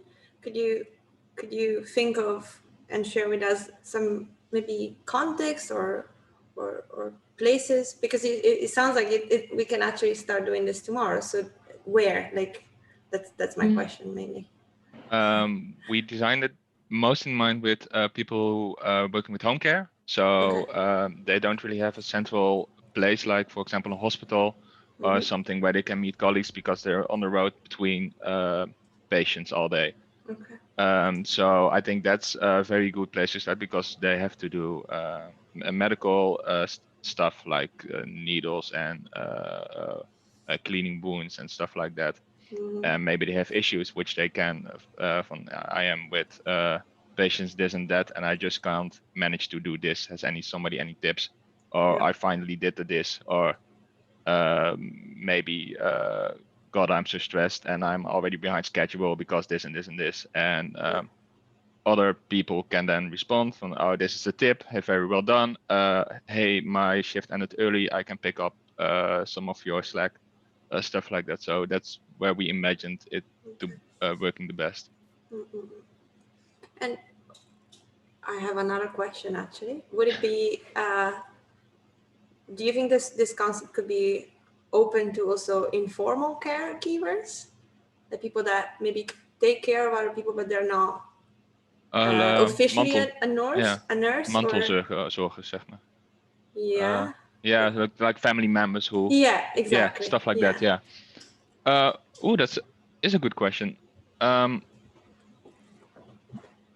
one hand, I think yes, because taking care of sick family members without being a formal trained health professional is really difficult and can be very stressful. And I think they can really improve and be helped by such a community. And I want to say on the other hand, that's difficult because we have this other layer with the employers who monitor people if they are too stressed, but on the other hand, they can just ignore the non-professional caregivers. So I don't even think that's that much of a problem, and actually a nice addition. Yeah, I like this suggestion, because I think if you look at the literature and the news, the Mantelzorgers are really experience a lot of pressure, especially in COVID-19 time. Because suddenly you can't go to visit your mother, although you're doing a Mantelzorg, and she has to be online all the time, but she can't be online. So how are you going to deal with all these challenges? So I can imagine this can be very, very, very useful. Yes, I see in the concept there is a layer, the data layer, where the professional, how do you put it, Arbodienst, or could step in if there's a need to be more preventive.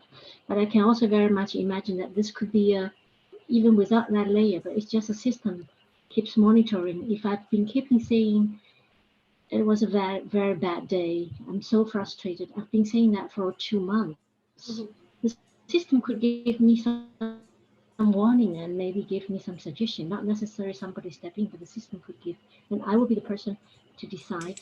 All this information could be shared with someone cares me, and could, just remind me, maybe I need some help, because very often it's very hard to step out saying that, I need help. I'm not doing well. I think that's the most challenging part. I think that's what the team yesterday immediately said, telling people that I'm vulnerable, I'm in need for help. It's very challenging. I think maybe connect to the mindfulness training we had, the breath, listen to your body, listen to your mind. I think that's what they're doing. So I like this very much. Yeah. Thank you. I just wanted to read out loud 2 comments that came through from Thibaut. There is another interesting network connection with the with Route MC Reshape Center, Radboud MC, and then also suggestion from a startup, Inuka from Miriam. That's really nice. Yeah. Thanks a lot. Really nice. Yeah. Awesome. Great. Are there more questions from the group? No, I think we're all good. All right. Thank you very much. Thanks to you. Really nice. Silent claps again. Okay, we're actually perfectly on time. We scheduled a little break of 15 minutes. And then we see each other's back here at 3:15 with team 4. Actually, yeah, I wanted to update the schedule. So maybe we do the next 3 teams all in a row. So we go for a little break now, and then we do team 4, 5, and 6, so that we're done at around 4. Does that sounds good? Yeah? Okay, then we'll see you all later.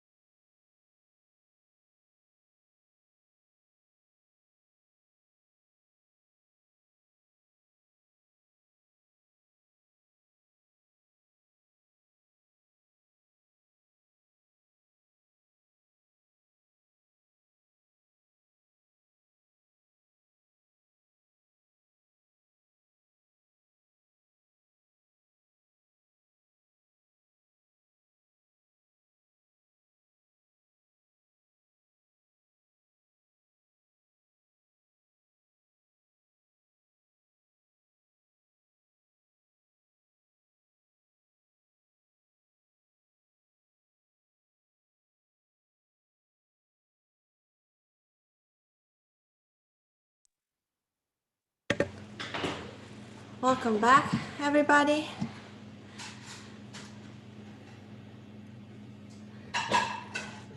Hello, hello.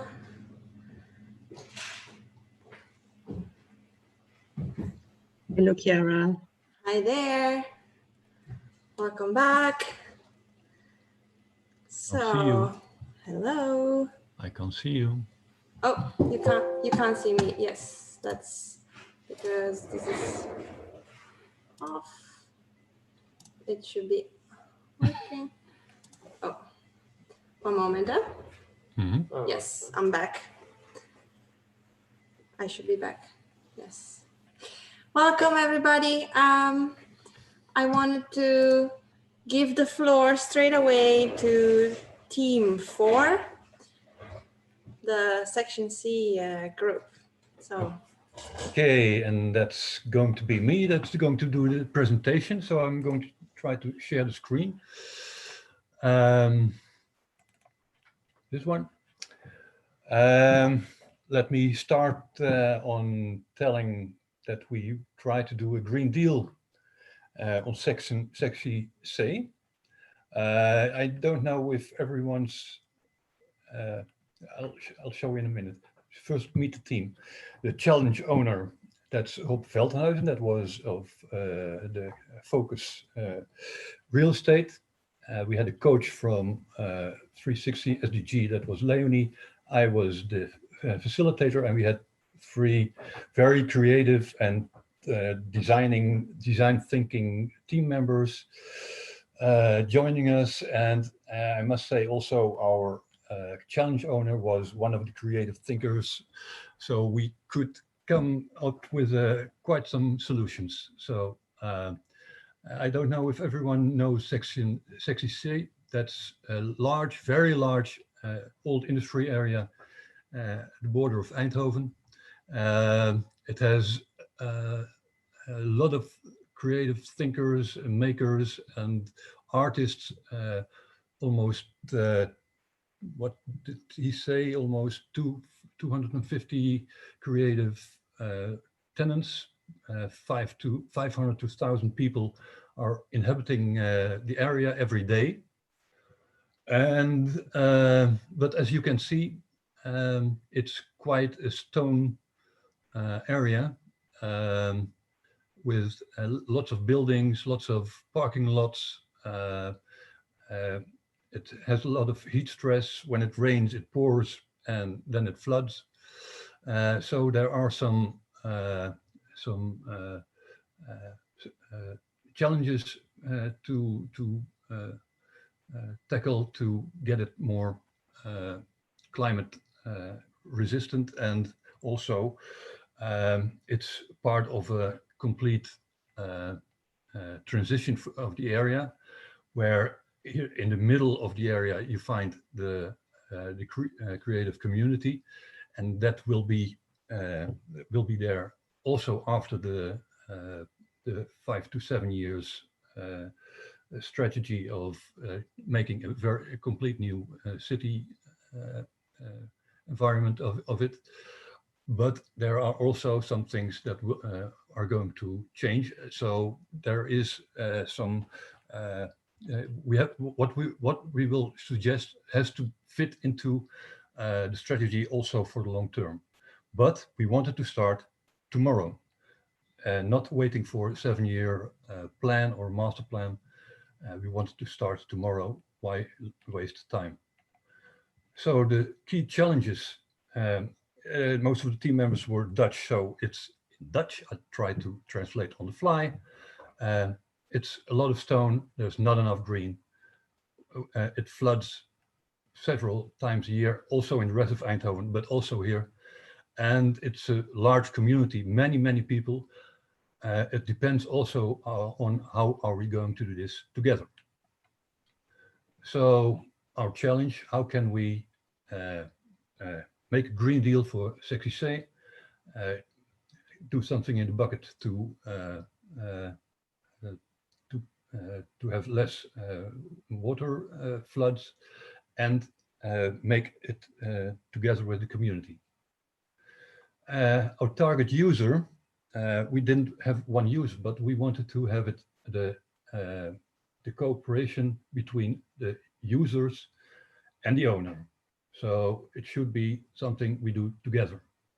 All other relevant stakeholders are, of course, the city of Eindhoven, the foundation of the members of SecCC, Focus Real Estate, but also the surroundings of SecCC, and maybe also the politics of the city of Eindhoven. We had two things. Strategic solutions to do a short time step to sustainable, but also fitting to the vision book that they presented from the community, and also being a part of a transition vision of the total area. And it should be the owner and the users together creating it, using also the self-power of the designers and the makers of the community. So we can think about a lot, but we can also make quite a lot. Then what's going to be the prototype? This is the area. What we see, what we can do. When you look at the area at the moment, you see some nice interventions on greenery, but it could be so much more. So why not make the entry a green entry? The entry here in the front, and we have some 600 meters on fences. Why don't we make it a green fence, or maybe also a fence with what you can eat? So tomatoes, beans, all kinds of stuff. Then we can also add some greenery, I don't know the English word, on the roof and on the floor. Also together with a water system that you don't have to water them every day for 5 hours. And also, we call it identity-based front yards in front of the several hotspots and ateliers on the floor, on the ground floor. So everyone can have its own identity green yard in front of it. How should that look like? That could be the entrance. Now it's glass and steel, but it could look like this. The fence, it could look like this. The red things are the tomatoes. We also thought about how can you make sure that it has enough water, so maybe you can gather water in the over here, so you don't have to go by every day to water all the plants. These are the things for the roof and on the floor, also designed already with a watering system. And these are the smaller front yard identity gardens. What you want: flowers, pumpkins, wildflowers, whatever fits you best. And also, of course, have some biodiversity with insect hotels also. We had some evaluation results also, because of course, first implementation is most of the time it's easy because everyone wants this. This is when you ask this on someone, they say, of course we want this, but who's going to be responsible when it's there? So it's important also to have a procedure to have the community be part of it, ownership. We should have enough knowledge in the house or maybe with partners for the process of getting there also, but also for who's planting the flowers and maybe the greenery, and who is going to take care of getting it of the fence when it's ripe, and maybe there's a business model in there also. And that was the last one. Go look for a business or added value model for all stakeholders. So what we're going to do next is create an initiative group. Some people, I hope the owner will be also there, and we're going to have to prepare a next meeting with stakeholders. Then we have to make sure that there are enough inhabitants of Sexy Say that are going to participate and show some ownership. And already we can orient on partners who bring in knowledge and maybe also finance, maybe also some initiatives from the government. That's it. Let's start tomorrow.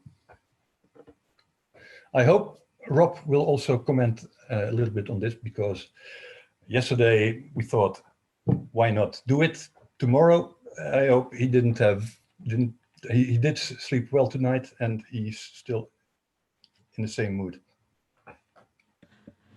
Thank you so much, Hans, for your presentation. There is loads of comments and feedback coming through the chat, which is amazing. Is Rob connected with us? He should be. Maybe you can tell us about... Yes, I am. Hello. Hello, everyone. Hello. What did you think of this? Well, I think it's a good idea. It was a nice day. It was a very inspiring day.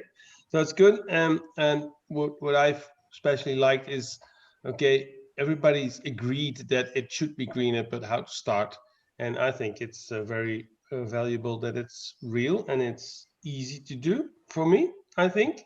So coming Wednesday, I have meeting with the board of Sexy Say, or it's called like the Stichting. So so I put that on the agenda. I said, okay, I have a new idea, and why not try it next? Why not do it next spring? So I really am looking forward to it. I mean, it sounds easy, so let's make it easy, not make it too difficult. So I hope that will do. And maybe it's possible to plant like the first things already now, so they can just grow the roots already. So then it's better. Otherwise, then you have to do a lot of watering in springtime. So the sooner the better. But yeah. Yeah. It's just what Hans told. It's just, the second thing is that beside of this, there are a lot of ideas. If you plant somewhere 200 little trees, in 7 years' time, they will be very big. So that's easy as well. I mean, that's apart from what there were just very practical, logical things which you say, hey, why not? So that's good. Thank you, Hans, also, and the team. That's fantastic. Are there any questions? I see a lot of comments and compliments on the renders, on the great representation, and how tangible your presentation was, because it's very clear what you're gonna do. You have very, very good renders and sketches. Then there's a discussion about solar panels as well, I see. Yeah, I know, because of we did this also yesterday, but the roofs, we have to manage within the limits of the buildings that they are, and the roofs are not very, very strong. Yeah. And there are a lot of solar panels on top already. Yeah. So but moss. It's hard to remove solar panels for green. But moss can grow on the solar panels. So. Yeah. Hey Rob, I'm wondering what has changed that it enables you to do this now instead of yesterday or a year ago? Well, we weren't there a year ago, so we have new owners 10 months ago, and I started about 7 months ago over there. So I was thinking about it, and this Kiara, she challenged me to come up with a challenge. So that was a good challenge. So it's not something new. It's something somewhere in the back of the head, and it comes more to the front.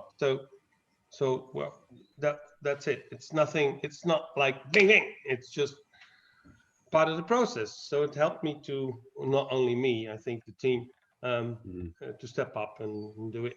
I mean, it's a logic step in it. Yeah, awesome. Is All that, right, cool. is that an answer? That's definitely an answer. Yeah. Okay, thank you. Thank you.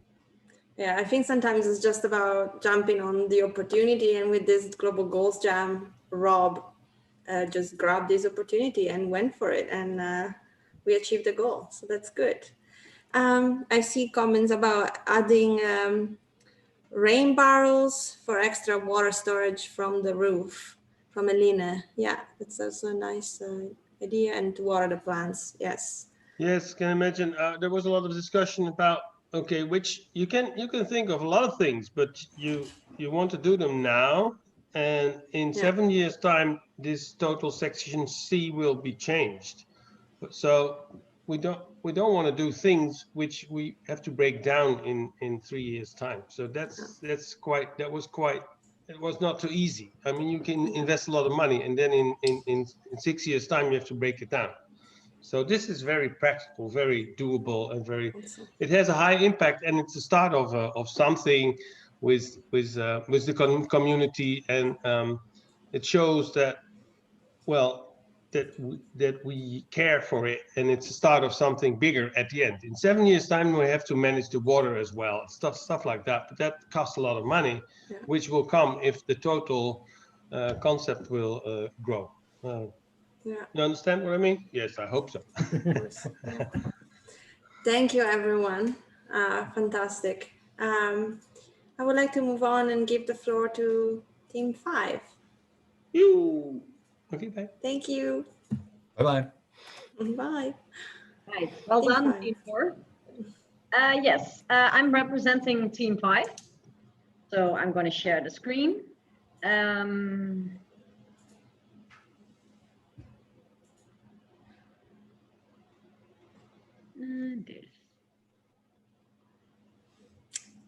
Yes, it's coming through.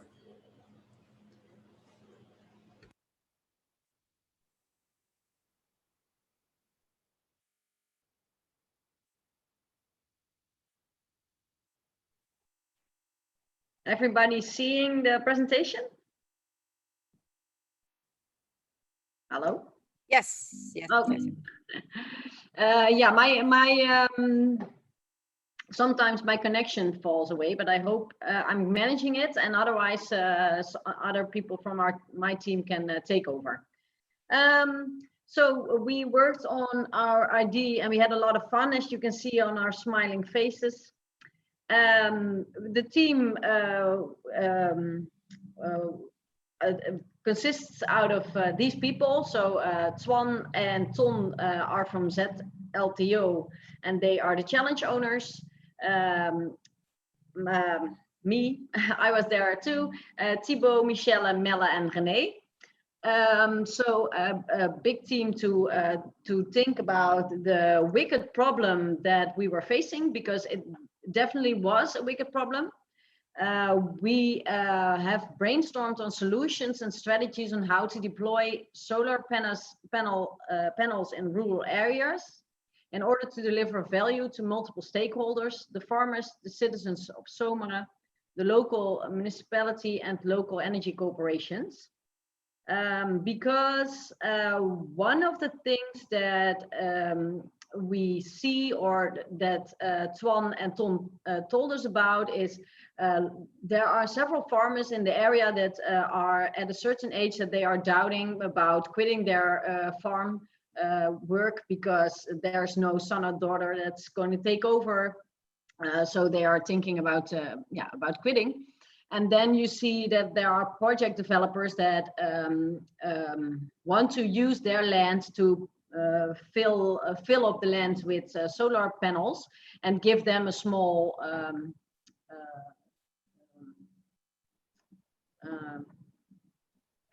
fee to rent the land. But most of the money goes to the project developers and doesn't stay in the local area.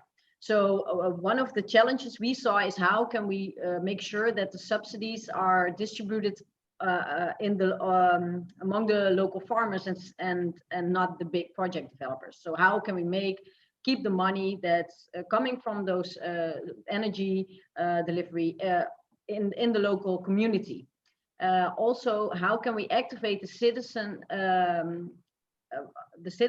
of the region to participate in this energy transition? Because they've seen that there's a big question coming to the farmers about delivering energy, delivering space to deploy the solar panels, and the farmers feel that they a little bit stand alone in this, and want to share these challenges and also the opportunities those challenges give with the citizens. So how can we make them more involved? And what are the preconditions we need in order to realize this?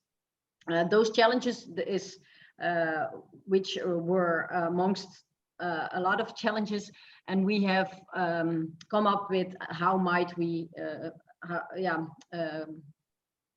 we came up with what is the problem, how might we stimulate local residents to participate in the regional electricity energy transition and maintaining the quality of life locally? Because you have to think about how to plan the landscape. So the target users were the local residents of Zomeren, and other relevant stakeholders are local farmers, local government, investors, schools, and NGOs.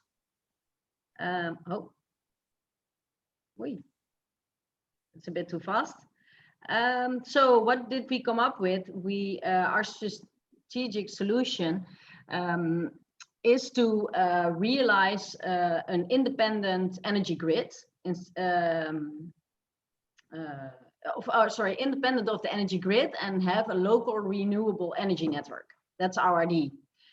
So local renewable energy generation in a cooperation with the agri-sector, local energy and local energy hub for information, cooperation and conversation, and by becoming independent of the grid, new funds will become available for managing the local network, providing a dashboard for residents about the energy status locally, and local ownership gives residents the opportunity to answer the energy transition challenge in a locally sustainable way, which also stimulates other societal challenges, like the spatial planning I was telling about.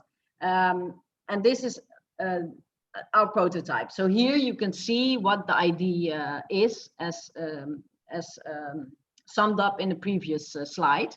So what we were thinking is, when we start small with a small pilot, where we deliver energy from solar panels or windmills and deliver them locally, or the energy is going to locals, they pay for the energy, and the money that is locally realized with it is put into making this project bigger and bigger. So investing in infrastructure, investing in realizing more energy and making it bigger, but also investing in communicating about the idea. As you can see on this small yellow note, Melle told us about a tower where it's consisting out of solar panels, and there's a windmill on top, and it's used on festivals before Corona to show what is possible with solar and wind energy.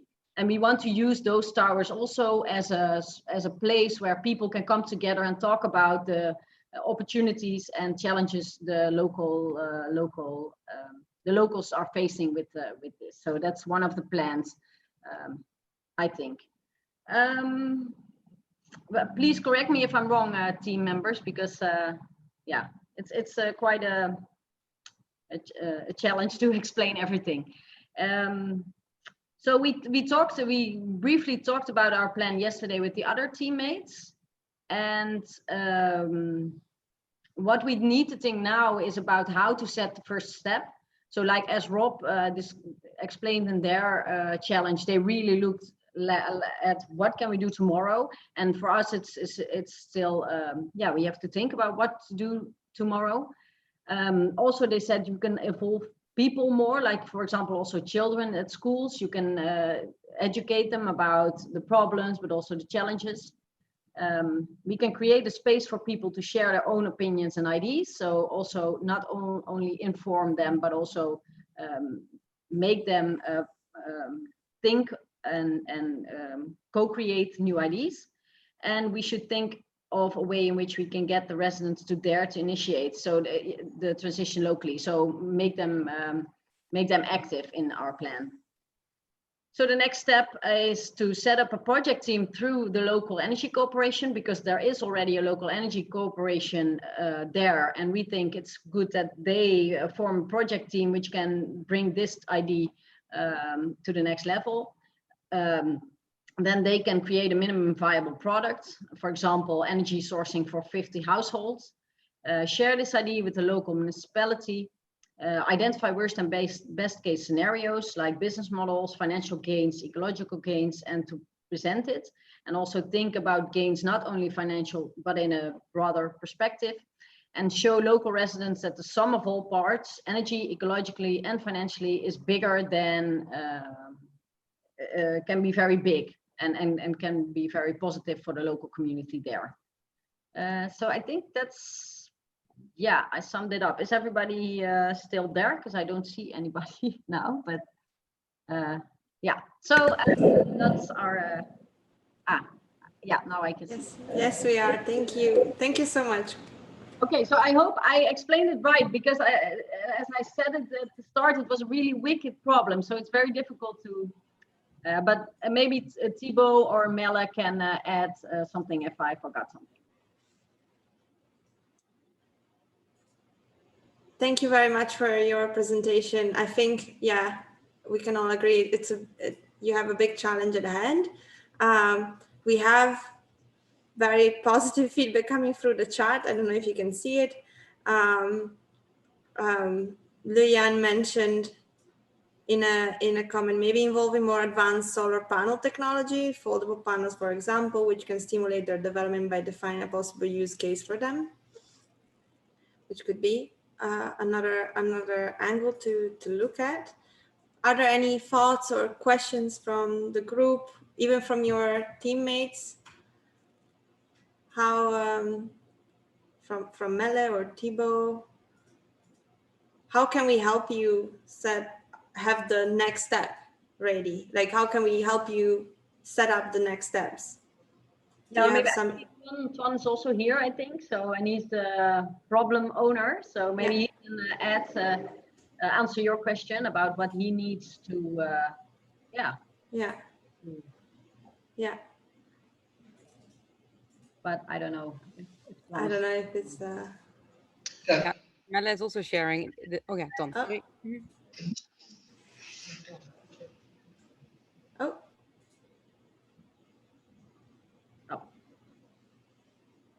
Tuan, are you there?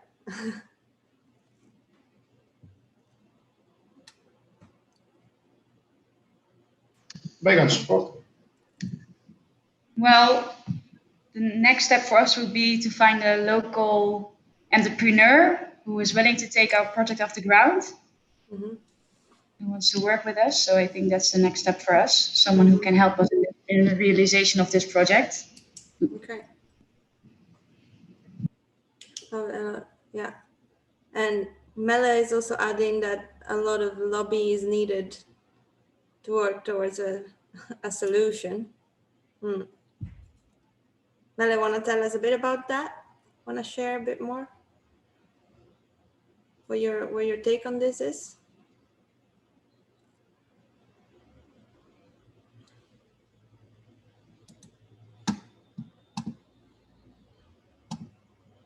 I see another comment from Luyan. Community solar project has been the practice in the Netherlands. I think the opportunity also lies in business model creation. Who is going to pay for what? Who is going to do and get what and when? Yeah. Yeah, I think what Johan is saying is totally true. We already did some math about what can we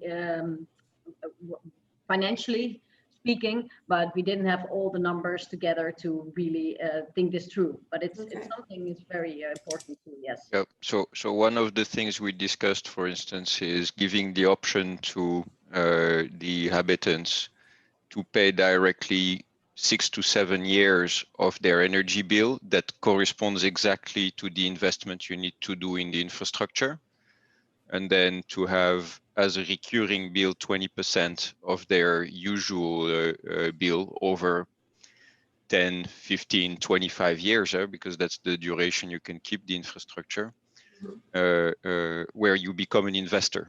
And there's a number of households for which it's totally possible.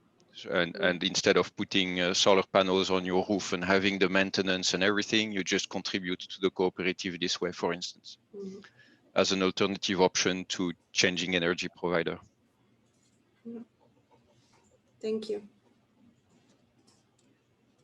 That's a very interesting, strategic take on this. Awesome. Thank you. If there are, Sorry, was there a question? You said thank you. I said you're welcome. Oh, all right. Okay, well, if there is no further question, I would like to thank one more time Team 5 and welcome Team 6 to take the floor. Hi, good afternoon. Hello. I'm Olivia from Team 6, and let's see, I can share my screen.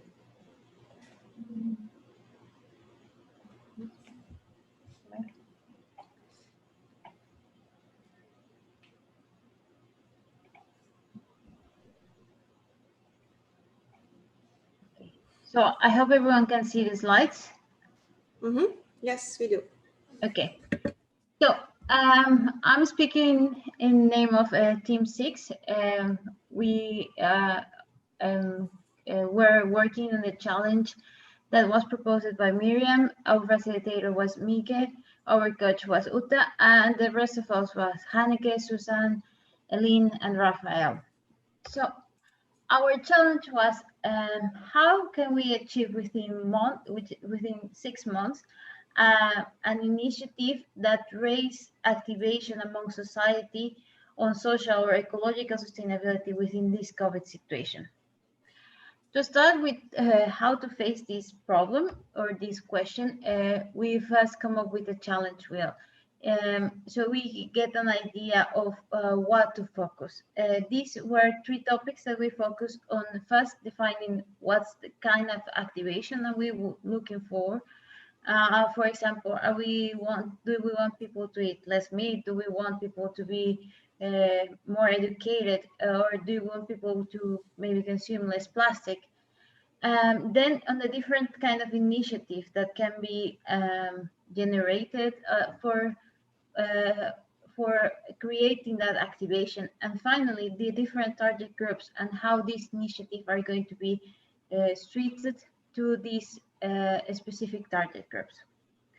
So we come with a lot of ideas, but of course, these ideas require a lot of time and effort to think. So we just focus then on 4 strategies. These 4 strategies begin with a rotating street party, which was the idea to create awareness about about the SDGs and with targeting families. But because of time limitation, we couldn't able to focus on this. Then we also come up with the idea of your local SDG hero. So the idea of this was having a campaign with the local municipalities, in this case Eindhoven, where you can highlight your local heroes, and each champion could represent one of the SDGs goals or a sustainable goal, and it will be raised, of course, by the counselor, so everyone knows who's doing what. Then we come up with the idea of having food for sustainable thought. So here is where we want to make, for example, a dinner or an event where a sustainable conversation was going to be triggered by a specially designed menu in order to raise awareness and maybe a change in your mindset. And finally, the idea that we work more deeply is the SRV. So What is the SOB? The SOB stands for Social Repair Van. The idea is to have a mobile unit where people can bring their goods or, for example, appliances, clothing, furniture to be repaired. And ideally, in the beginning, this would be a van that will move around different neighborhoods in Eindhoven.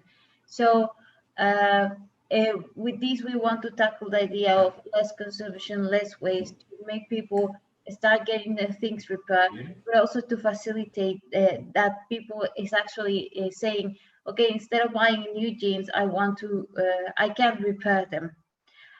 With this, we also want to tackle social loneliness that we are facing due to Corona time. So in this van, at the beginning will be people that works in these repair shops, but later can be also used for people that is unemployed or for people that for elder people that is skilled and is just looking for these moments of having a little bit of social interaction. We also thought about how to move from this social repair van and take it to a larger scale. So once this project grows, the idea is to have a really large and really cool new place where you can go get your stuff repaired, but at the same time, it will be a place where we be able to hang out, to have a nice coffee, to be socializing and generating also this culture of stop consuming so much. Of course, we need to think, how can we start? How can we go from this? So first we thought that we need to find who's going to be our project owner. Maybe someone with an existing food truck that is not being used anymore because of events are being canceled. Also someone with an entrepreneurial mindset, someone that has already maybe a network with the local repair shops and can contribute with us. And of course, if you know someone, yes, please always raise your hand. And then we also thought that this can be a start with local subsidies because it needs a lot of investment in equipment, machinery, maybe a little bit of capacitation for these people to start the process. And we want to conclude because we also created a slogan for this because we were really excited about this. Hopefully you can hear it.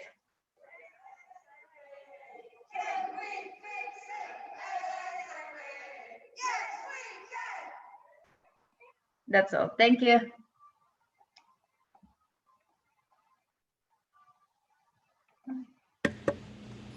Thank you very much. What an inspirational idea, and many other inspirational ideas are coming through the chat, I see. What a nice combination. Maybe someone wants to tell something about this, comments, questions?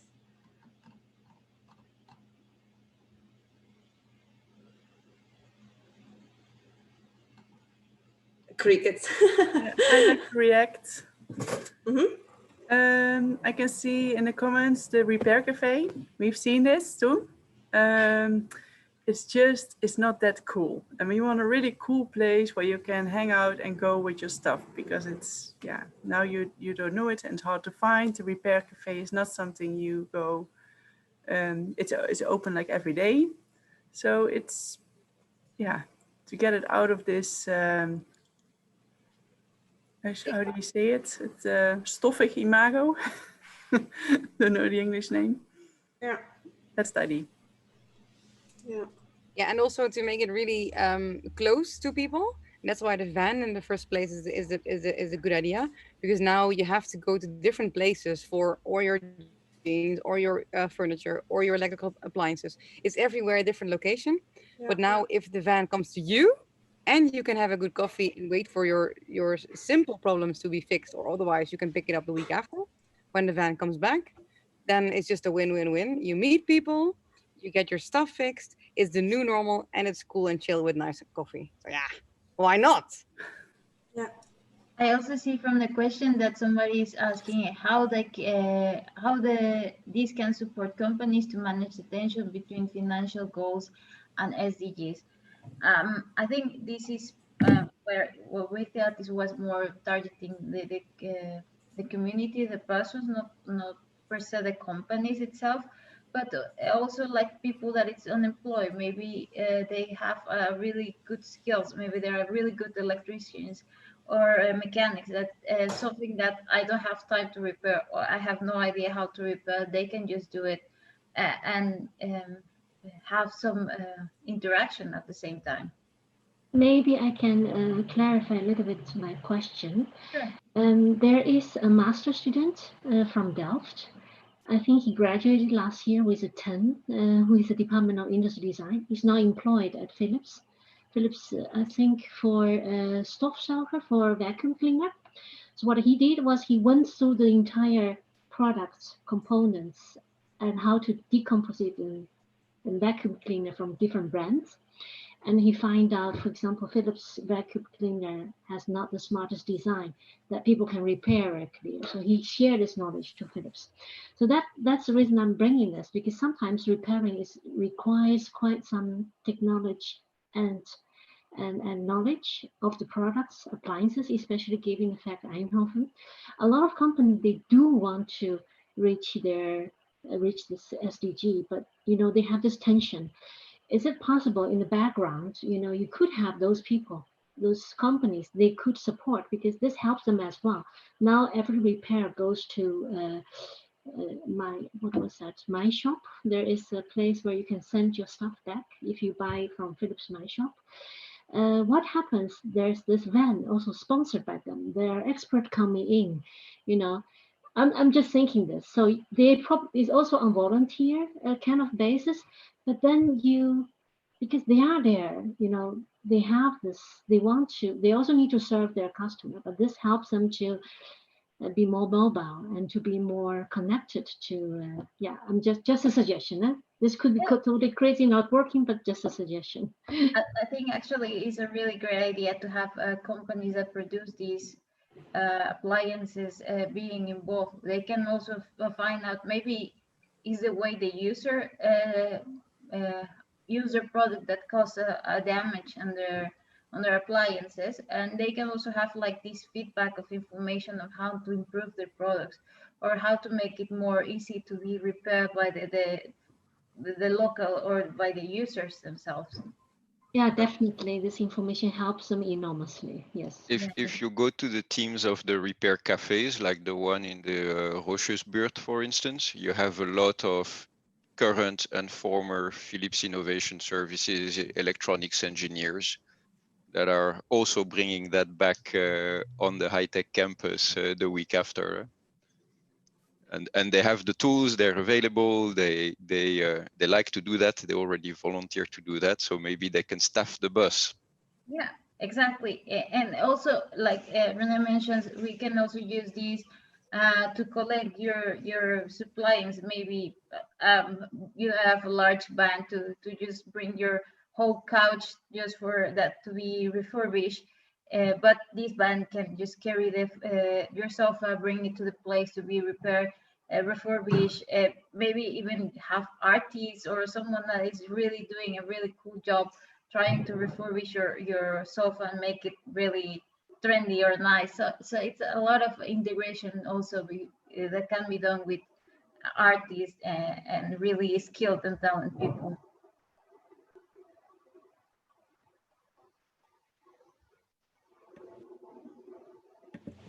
So anyway, we're looking for an entrepreneur who thinks, hey, this might be an idea to start arranging it, because all the puzzle pieces are already there. You can use existing repair shops, you can use existing repairers, you can use an existing, I don't know, food truck or coffee maker person. It's just connecting the dots and then try it. So who is the entrepreneur who's going to try this out? Yee. Super nice brainstorm we just had, combining all the pieces, and just like you said, Miriam, right now, connecting all the dots. Yeah, fantastic. There is also more things coming through the chat. maybe Coolblue could be part of this, since they seem interested in this responsible production and consumption cycles. Hermes buses, yeah, definitely. Wow, this has been what a great, first of all, great concepts, great ideas. If there are no further questions, I would like to wrap this up. Thank you, Team 6, for this fantastic presentation. Before we close, I had 2 questions, actually 1 question and 1 announcement. So yeah, virtual claps for Team 6. The first question came from I think Jacqueline yesterday. The question was if we all agree if we could create a mailing list to keep everybody involved with like the next steps that will stem out of this Global Goals Jam, so that we can all be in contact. So if we all agree with that, I'm very happy to set that up. And yes, we were also thinking about a LinkedIn group. So that is perhaps a more a handier way. So we don't have to receive emails in our inbox and just check updates on LinkedIn. And then so that we can also get to know each other, because with this half virtual, half online, half offline session is a bit harder to network. The second thing I wanted to, okay, I see. Henny is listening to the tour, I think, so maybe he can. Henny's.